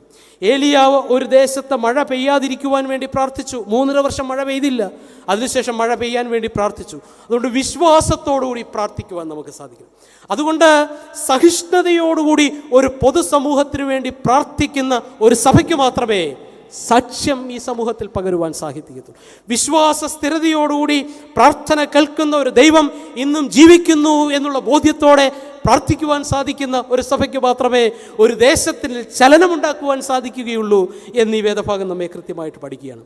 അതോടൊപ്പം തന്നെ യാക്കോബ് ശ്ലീഹ ഒരു കാര്യം കൂടെ പഠിപ്പിക്കുന്നത് എന്താണെന്നറിയാമോ? നിങ്ങൾ ദീർഘക്ഷമയോടെ കർത്താവിൻ്റെ വരവിന് വേണ്ടി ജാഗ്രതയോടെ കാത്തിരിക്കും. ദുരുപദേശകർ എന്താ പഠിപ്പിച്ചെന്നറിയാമോ? അയ്യോ, കർത്താവിൻ്റെ വരവ് താമസിക്കുന്നു, ഇനിയും അത് സംഭവിക്കുമോ? അങ്ങനെ വിശ്വസിച്ച പലരുടെയും മരണവും നടന്നല്ലോ. ആ സാഹചര്യത്തിൽ അവരോട് പറയുകയാണ്, ഇല്ല, ദീർഘക്ഷമയോടെ നിങ്ങൾ കാത്തിരിക്കണം. അതിന് പറയുന്ന ഉദാഹരണം ഒരു കർഷകൻ്റെ ഉദാഹരണമാണ്. ഒരു കർഷകൻ എന്താ ചെയ്യുന്നതെന്നറിയാമോ? നിലമെല്ലാം ഉഴുതതിന് ശേഷം ശാന്തമായി കാത്തിരിക്കും. എന്തിനാണെന്നറിയാമോ? ഒരു മുൻമഴ ലഭിച്ചുവെങ്കിൽ മാത്രമേ വിത്തിറക്കാൻ പറ്റത്തുള്ളൂ. വിത്തിറക്കിയതിന് ശേഷം വീണ്ടും കാത്തിരിക്കും. എന്തിനാണെന്നറിയാമോ? ഒരു പിന്മഴ ലഭിച്ചെങ്കിൽ മാത്രമേ വിത്ത് മുളച്ച് സസ്യമായി മാറുകയുള്ളൂ. മനസ്സിലായോ? അതുകൊണ്ട് ഒരു കൃഷിക്കാരൻ നിലമുഴുതു എന്ന് പറഞ്ഞാൽ അടുത്ത നിമിഷം മഴ പെയ്യണമെന്നില്ല. ഒരു കൃഷിക്കാരൻ മുൻമഴയ്ക്കായി കാത്തിരിക്കുന്നത് പോലെ, ഒരു കൃഷിക്കാരൻ വിളവിറക്കി അതിന് ഫലമുണ്ടാകുവാൻ പിന്മഴയ്ക്കായി കാത്തിരിക്കുന്നത് പോലെ അതീവ ജാഗ്രതയോടെ കർത്താവിൻ്റെ വരവിന് വേണ്ടി കാത്തിരിക്കുന്ന ഒരു സമൂഹമായി നിങ്ങൾ തീരണം എന്ന് പറയുകയാണ്. അങ്ങനെ വിശ്വാസ തികവിൽ കാത്തിരിക്കുന്ന ഒരു സമൂഹത്തിന് മാത്രമേ മറ്റുള്ളവരെ വിശ്വാസത്തിലേക്ക് നയിക്കാൻ സാധിക്കുകയുള്ളൂ എന്ന് യാക്കോബ് ശ്ലീഹ വളരെ അസന്നിഗ്ധമായി നമ്മളോട് പറയുകയാണ്. അതോടൊപ്പം തന്നെ അവരോട് പറയുന്നു, നിങ്ങളുടെ ഇടയിൽ രോഗമുണ്ടെങ്കിൽ, ഒരാൾക്ക് രോഗിയാണെങ്കിൽ നിങ്ങളുടെ ഉത്തരവാദിത്തമാണ് അദ്ദേഹത്തിന് വേണ്ടി പ്രാർത്ഥിക്കുക. സഭയിലെ മൂപ്പനെ വിളിച്ചുകൊണ്ടുവന്ന് അദ്ദേഹം തൈലം പൂശി പ്രാർത്ഥിക്കട്ടെ. നമ്മുടെ സഭയിലെ തൈലാഭിഷേക ശുശ്രൂഷയുടെ വേദപുസ്തക അടിസ്ഥാനം യാക്കോബിൻ്റെ ലേഖനം 5-ാം അധ്യായമാണ് എന്ന് നമുക്ക് എല്ലാവർക്കും അറിയാമല്ലോ. അതുകൊണ്ട് നീതിമാന്റെ ശ്രദ്ധയോടുകൂടിയുള്ള പ്രാർത്ഥന ഫലം നൽകും എന്നുറപ്പ് യാക്കോബ് ശ്ലീഹ നൽകുകയാണ്. അതുകൊണ്ട് പ്രിയമുള്ളവരെ, ഒരു ദേശത്തിൻ്റെ സൗഖ്യത്തിനു വേണ്ടി ദൈവസന്നിധിയിൽ മധ്യസ്ഥതയടയ്ക്കുന്ന ഒരു സമൂഹമായി ഒരു സഭയ്ക്ക് ഈ നാളുകളിൽ നിൽക്കാൻ സാധിക്കുമ്പോഴേ നമുക്കൊരു സാക്ഷ്യ സമൂഹമായി നിലനിൽക്കാൻ സാധിക്കുകയുള്ളൂ. അതുകൊണ്ട് 2025 നമ്മെ സംബന്ധിച്ച് സാക്ഷ്യത്തിൻ്റെ ഇടമായി മാറണമെങ്കിൽ നമ്മുടെ മധ്യസ്ഥ പ്രാർത്ഥന ശക്തിപ്പെട്ടേ മതിയാകുകയുള്ളൂ. ഈ അടുത്ത കാലഘട്ടങ്ങളിലൊക്കെയായി ചിലരെങ്കിലും എന്നോട് പറയുന്നുണ്ട്, അച്ഛൻ്റെ പേഴ്സണൽ പ്രാർത്ഥനയിലും അച്ഛൻ്റെ കുടുംബ പ്രാർത്ഥനയിലും ഓർത്താൽ മതി. ഞാൻ ചോദിച്ചു, ഞായറാഴ്ച കുർബാന മധ്യേ പ്രാർത്ഥന വേണ്ട അച്ഛാ എന്ന് പറയുന്നുണ്ട്. എന്നെ സങ്കടപ്പെടുത്തിയ കാര്യമാണ്. ഞാൻ അവരോട് ചോദിച്ചു, എന്താ കാര്യം? അവർ പറഞ്ഞ ഒരു മറുപടി, അച്ഛാ, പലർക്കും ഇതൊരു ന്യൂസ് വാല്യൂ മാത്രമാണ്. ഞായറാഴ്ചയിൽ വിശുദ്ധ കുർബാന മധ്യേ അച്ഛൻ രോഗികളുടെ പേര് പറഞ്ഞ് പ്രാർത്ഥിക്കുമ്പോൾ ഇന്നയിടത്തെ ഇന്നയാൾക്ക് ഇന്ന രോഗമാണ് എന്നുള്ള ന്യൂസ് മാത്രമാണോ നമുക്ക് ലഭിക്കുന്നത്? അതോ അടുത്തൊരാഴ്ചത്തെ നിങ്ങളുടെ കുടുംബ പ്രാർത്ഥനയുടെ വിഷയമായി അത് മാറുന്നുണ്ടോ എന്നുള്ളതാണ് ഏറ്റവും പ്രധാനപ്പെട്ട കാര്യം. അതുകൊണ്ട് നമ്മുടെ മധ്യസ്ഥ പ്രാർത്ഥനയിലെ ആത്മാർത്ഥത കുറഞ്ഞു പോകുന്നു. നമ്മൾക്ക് വിഷയങ്ങൾ കേൾക്കുവാൻ ഇഷ്ടമാണ്, അതൊരു പക്ഷേ മുമ്പേ പറഞ്ഞതുപോലെ പ്രചരിപ്പിക്കാനും എളുപ്പമാണ്. എന്നാൽ ഞായറാഴ്ച ദൈവാലയങ്ങളിൽ നടത്തപ്പെടുന്ന മധ്യസ്ഥ പ്രാർത്ഥന അടുത്ത ദിവസങ്ങളിലെ കുടുംബ പ്രാർത്ഥനയുടെ വിഷയങ്ങളായി മാറുന്നുവെങ്കിൽ, നമ്മുടെ വ്യക്തി പ്രാർത്ഥനയുടെ വിഷയങ്ങളായി മാറുന്നുവെങ്കിൽ, കൂടി വരുന്ന കൂട്ടായ്മകളുടെ പ്രാർത്ഥനയായി മാറുന്നുവെങ്കിൽ ആ പ്രാർത്ഥന ശക്തിപ്പെട്ട പ്രാർത്ഥനയായി മാറും എന്നുള്ളത് യാതൊരു സംശയമില്ല. അതുകൊണ്ട് പ്രാർത്ഥനാ വിഷയങ്ങൾക്ക് ന്യൂസ് വാല്യൂ കൊടുക്കേണ്ടവരല്ല നമ്മൾ, മറിച്ച് മധ്യസ്ഥ പ്രാർത്ഥനാ വിഷയങ്ങളെ അതീവ ഗൗരവമായി കണ്ടുകൊണ്ട് തുടർ പ്രാർത്ഥനയുടെ വിഷയങ്ങളാക്കി മാറ്റേണ്ടവരാണ് നമ്മൾ. അതുകൊണ്ട് പ്രിയമുള്ളവരെ, സാക്ഷ്യം ഈ സമൂഹത്തിന് സൗഖ്യം പ്രദാനം ചെയ്യുന്നതിലൂടെയാണ്. നമുക്ക് ഈ ലോകത്തിലെ രോഗങ്ങളെ മുഴുവൻ മാറ്റാൻ പറ്റുകയില്ല. എന്നാൽ വളരെ മ്ലാനവതനായി നിങ്ങളുടെ മുമ്പിൽ കടന്നു വരുന്ന ഒരു സഹോദരൻ്റെ തോളിൽ തട്ടി, എന്തു പറ്റി സഹോദര, എന്തു പറ്റി സഹോദരി എന്ന് ചോദിക്കാൻ സാധിക്കും. നിന്റെ രോഗത്തിൻ്റെ മധ്യത്തിൽ ഈ ഒരു പ്രതിസന്ധിയെ തരണം ചെയ്യുവാൻ ഞാനും എൻ്റെ കുടുംബവും എൻ്റെ സഭയും നിന്നോട് കൂടെ ഉണ്ടെന്നൊരു വാക്ക് പറയുവാൻ മനസ്സുണ്ടോ? ഏകാന്തതയുടെ മധ്യത്തിലായിരിക്കുന്നവർ, നിരാശയുടെ നീർച്ചുഴിയിൽ നട്ടം തിരിയുന്ന അനേകർ, അവരോട് സ്നേഹത്തിൻ്റെയും സൗഖ്യത്തിൻ്റെയും സാന്ത്വനത്തിൻ്റെയും ഞങ്ങളുടെ സാന്നിധ്യം നിങ്ങളോടൊപ്പം ഉണ്ട് എന്ന് പറയുവാൻ മനസ്സുണ്ടെങ്കിൽ നമ്മുടെ കൊച്ചു ജീവിതം സാക്ഷ്യമായി മാറും എന്നുള്ളത് യാതൊരു സംശയമില്ല. അതുകൊണ്ട് പ്രിയമുള്ളവരെ, സാക്ഷ്യം സത്യം പറയുന്നതിലൂടെയാണ്, സാക്ഷ്യം സൗഖ്യം നൽകുന്നതിലൂടെയാണ്. അങ്ങനെയെങ്കിൽ ഈ കാലഘട്ടത്തിൽ നമുക്കിനിയും പൊതുസമൂഹത്തിൽ എത്രയോ മേഖലകളിൽ പ്രവർത്തിക്കാനുണ്ട് എന്ന് യാക്കോബ് ശ്ലീഹ പറയും. ഒന്ന് രണ്ട് ഇല്ലുസ്ട്രേഷൻ പറഞ്ഞു പെട്ടെന്ന് 2 മിനിറ്റിനുള്ളിൽ ധ്യാനം അവസാനിപ്പിക്കും. ഫാദർ ഡോൺ ബെരാൻഡെല്ലിയെക്കുറിച്ച് നിങ്ങൾക്കറിയാം. അദ്ദേഹം ആരായിരുന്നു എന്നറിയാമോ? കോവിഡ് കാലത്ത് ഇറ്റലിയിൽ മരിച്ചുപോയ ഒരു പുരോഹിതനാണ്. പുരോഹിതനെ ഇറ്റലിയിലെ ഒരു ആശുപത്രിയിൽ വെന്റിലേറ്ററിൽ ഇട്ടിരിക്കുകയാണ്. അപ്പോഴാണ് പുരോഹിതൻ കാണുന്നത് 30 വയസ്സുള്ള ഒരു യുവാവിനെ തൊട്ടടുത്ത ബെഡിൽ കിടത്തിയിരിക്കുകയാണ്. അവന് കൊടുക്കാൻ ആശുപത്രിയിൽ വെന്റിലേറ്റർ ഇല്ല. ഫാദർ ബെരാൻഡെല്ലി എന്താ പറഞ്ഞതെന്നറിയാം? ഞാൻ 70 വയസ്സ് കഴിഞ്ഞ പുരോഹിതനാണ്, അവൻ 28 വയസ്സേ ഉള്ളൂ, എൻ്റെ വെന്റിലേറ്റർ മാറ്റി അവന് കൊടുത്തരും. നിമിഷങ്ങൾക്കുള്ളിൽ ഫാദർ ഡോൺ ബെരാൻഡെല്ലി നിത്യതയിൽ പ്രവേശിച്ചു. ആ യുവാവ് സൗഖ്യത്തോടെ ജീവനിലേക്ക് മടങ്ങി വന്നു. സൗഖ്യത്തിൻ്റെ ഒരു ചെറിയ ഇടപെടലാണ് എന്ന് കാണാൻ സാധിക്കും. ഡോക്ടർ മേരി അനിത ചെയ്ത ശുശ്രൂഷ പത്രത്തിലൂടെ നമ്മൾ വായിച്ചുവല്ലോ. ഒരു കുടുംബം കോവിഡായി തൻ്റെ അരികിൽ വന്നു. അവരെ പരിശോധിച്ചപ്പോൾ കോവിഡ് പോസിറ്റീവാണ്. പക്ഷേ അവർക്ക് 6 മാസം പ്രായമുള്ള ഒരു കുട്ടിയുണ്ട്. ആ കുട്ടിയെ കോവിഡിൻ്റെ ആദ്യ നാളുകളിൽ ഏറ്റെടുത്ത് വളർത്തുവാൻ മറ്റാരും തയ്യാറാകാഞ്ഞ സാഹചര്യങ്ങളിൽ ഈ താൻ പരിശോധിച്ച എൽദോയും ഷീനയും ക്വാറന്റൈനിൽ പ്രവേശിപ്പിച്ചതിന് ശേഷം ഈ ഡോക്ടർ മേരി അനിത വീട്ടിൽ പോയി ഭർത്താവിനും മക്കൾക്കും ഭക്ഷണം ഉണ്ടാക്കിയതിന് ശേഷം കടന്നു വന്ന് ടൗണിൽ ഒരു വീട് വാടകയ്ക്കെടുത്ത് 3 ആഴ്ച ഇവരുടെ 6 മാസം പ്രായമുള്ള കുഞ്ഞിനെ സംരക്ഷിച്ചു. ഭാര്യയും ഭർത്താവും കോവിഡ് രോഗം കഴിഞ്ഞ് മടങ്ങി വന്നപ്പോൾ ഈ കുഞ്ഞിനെ പൂർണ്ണ ആരോഗ്യത്തോടെ അവരെ ഏൽപ്പിച്ചതിന് ശേഷം അടുത്ത 2 ആഴ്ച ക്വാറന്റൈൻ എടുത്തതിന് ശേഷം ജോലിയിൽ പ്രവേശിച്ചു. പൊതുസമൂഹത്തിൽ സാക്ഷ്യമാണ്, സൗഖ്യമാണ്. പ്രിയമുള്ളവരെ, എന്തു മാതൃകയാണ്! അതുകൊണ്ട് മാതൃകകളില്ല എന്ന് നമ്മൾ പറഞ്ഞ് പിന്മാറുകയല്ല. ഈ നാളുകളിൽ വിശ്വാസത്തെ ജീവിതത്തിലൂടെ ആവിഷ്കരിക്കുന്ന അനേകരുണ്ട്. ഇന്ന് എൻ്റെ പ്രസംഗം കേൾക്കുന്ന നിരവധി ആൾക്കാർ വിശ്വാസത്തെ ജീവിതത്തിലൂടെ ആവിഷ്കരിക്കുന്നവരുണ്ട്. അതുകൊണ്ട് ഈ പൊതുസമൂഹത്തിൽ ക്രിസ്തീയ സാന്നിധ്യം ചലനാത്മകമായ സാന്നിധ്യമായി നിലനിർത്താൻ ധാരാളം സാധ്യതകൾ ഇന്നുണ്ട്. വെറുതെ വന്ന് പ്രസംഗം കേട്ടിട്ട് താൽക്കാലികമായി ഒരു കുളിർമയുണ്ടായി എന്ന് പറഞ്ഞ് മടങ്ങിപ്പോകുവാനല്ല, വൈകാരികപരമായ ഒരു ഉത്തേജനമുണ്ടായി എന്ന് മടങ്ങിപ്പോകുവാനല്ല. 26ാമത് റാന്നി കൺവെൻഷൻ ക്രമീകരിച്ചതിൻ്റെ പിന്നിലുള്ള ഉദ്ദേശം ഈ കാലഘട്ടത്തിൽ ഈ സമൂഹത്തിൽ സാക്ഷ്യ സമൂഹമായി നിലനിൽക്കുവാൻ മാർത്തോമാ സഭയ്ക്ക് സാധിക്കണം എന്നുള്ളതുകൊണ്ടാണ്. പൊതുസമൂഹത്തിൽ ഇതര മതങ്ങളിലെ സംസ്കാരങ്ങളിലെ മധ്യത്തിൽ ആത്മാഭിമാനത്തോടെ തല ഉയർത്തി സാക്ഷ്യത്തിൽ മുന്നേറുന്ന ഒരു സംഘമായി തീരാൻ സാധിക്കണമെങ്കിൽ 4 കൊച്ചു കാര്യങ്ങൾ നിങ്ങളുടെ ജീവിതത്തിൻ്റെ പ്രമാണമാക്കുക. എൻ്റെ വിശ്വാസത്തെ എൻ്റെ പ്രവർത്തനത്തിലൂടെ ആവിഷ്കരിക്കും. ഞാൻ സത്യവിശ്വാസം പ്രചരിപ്പിക്കുന്നവരായി തീരും, സത്യം മാത്രമേ സംസാരിക്കുകയുള്ളൂ. 3, എൻ്റെ സമൂഹത്തിൽ പരമാവധി സമത്വത്തിൻ്റെ അനുഭവം നിലനിർത്തി ഒരു പൊതുസമൂഹത്തിന് മുമ്പിൽ മാതൃകയായി തീരും. എന്നാൽ കഴിയുന്ന രീതിയിൽ എൻ്റെ പരിമിതികളുടെ മധ്യത്തിൽ ഒരു സൗഖ്യ സാന്നിധ്യമായി അനേകരുടെ മുമ്പിൽ ജീവിക്കും. അങ്ങനെ സാക്ഷ്യ സമൂഹമായി നിലനിൽക്കാൻ സാധിക്കും. അങ്ങനെ ഈ 2025 ഒരു നല്ല സാക്ഷ്യ സമൂഹമായി പൊതുസമൂഹത്തിൽ നമുക്ക് ജീവിക്കാൻ സാധിച്ചാൽ നമ്മുടെ ജീവിതം കണ്ട്, നമ്മുടെ നിലപാട് കണ്ട്, നമ്മുടെ വിശ്വാസത്തിൻ്റെ പ്രവർത്തനങ്ങളിലൂടെ ആവിഷ്കാരം കണ്ട് അനേകർ നമ്മൾ വിശ്വസിക്കുന്ന യേശു കർത്താവിലേക്ക് കടന്നു വരും. നിങ്ങളുടെ വിശ്വാസത്തോട് വീര്യവും, വീര്യത്തോട് പരിജ്ഞാനവും, പരിജ്ഞാനത്തോട് ഇന്ദ്രിയജയവും, ഇന്ദ്രിയജയത്തോട് സ്ഥിരതയും, സ്ഥിരതയോട് ഭക്തിയും, ഭക്തിയോട് സഹോദരപ്രീതിയും, സഹോദരപ്രീതിയോട് സ്നേഹവും കൂട്ടിക്കൊള്ളും.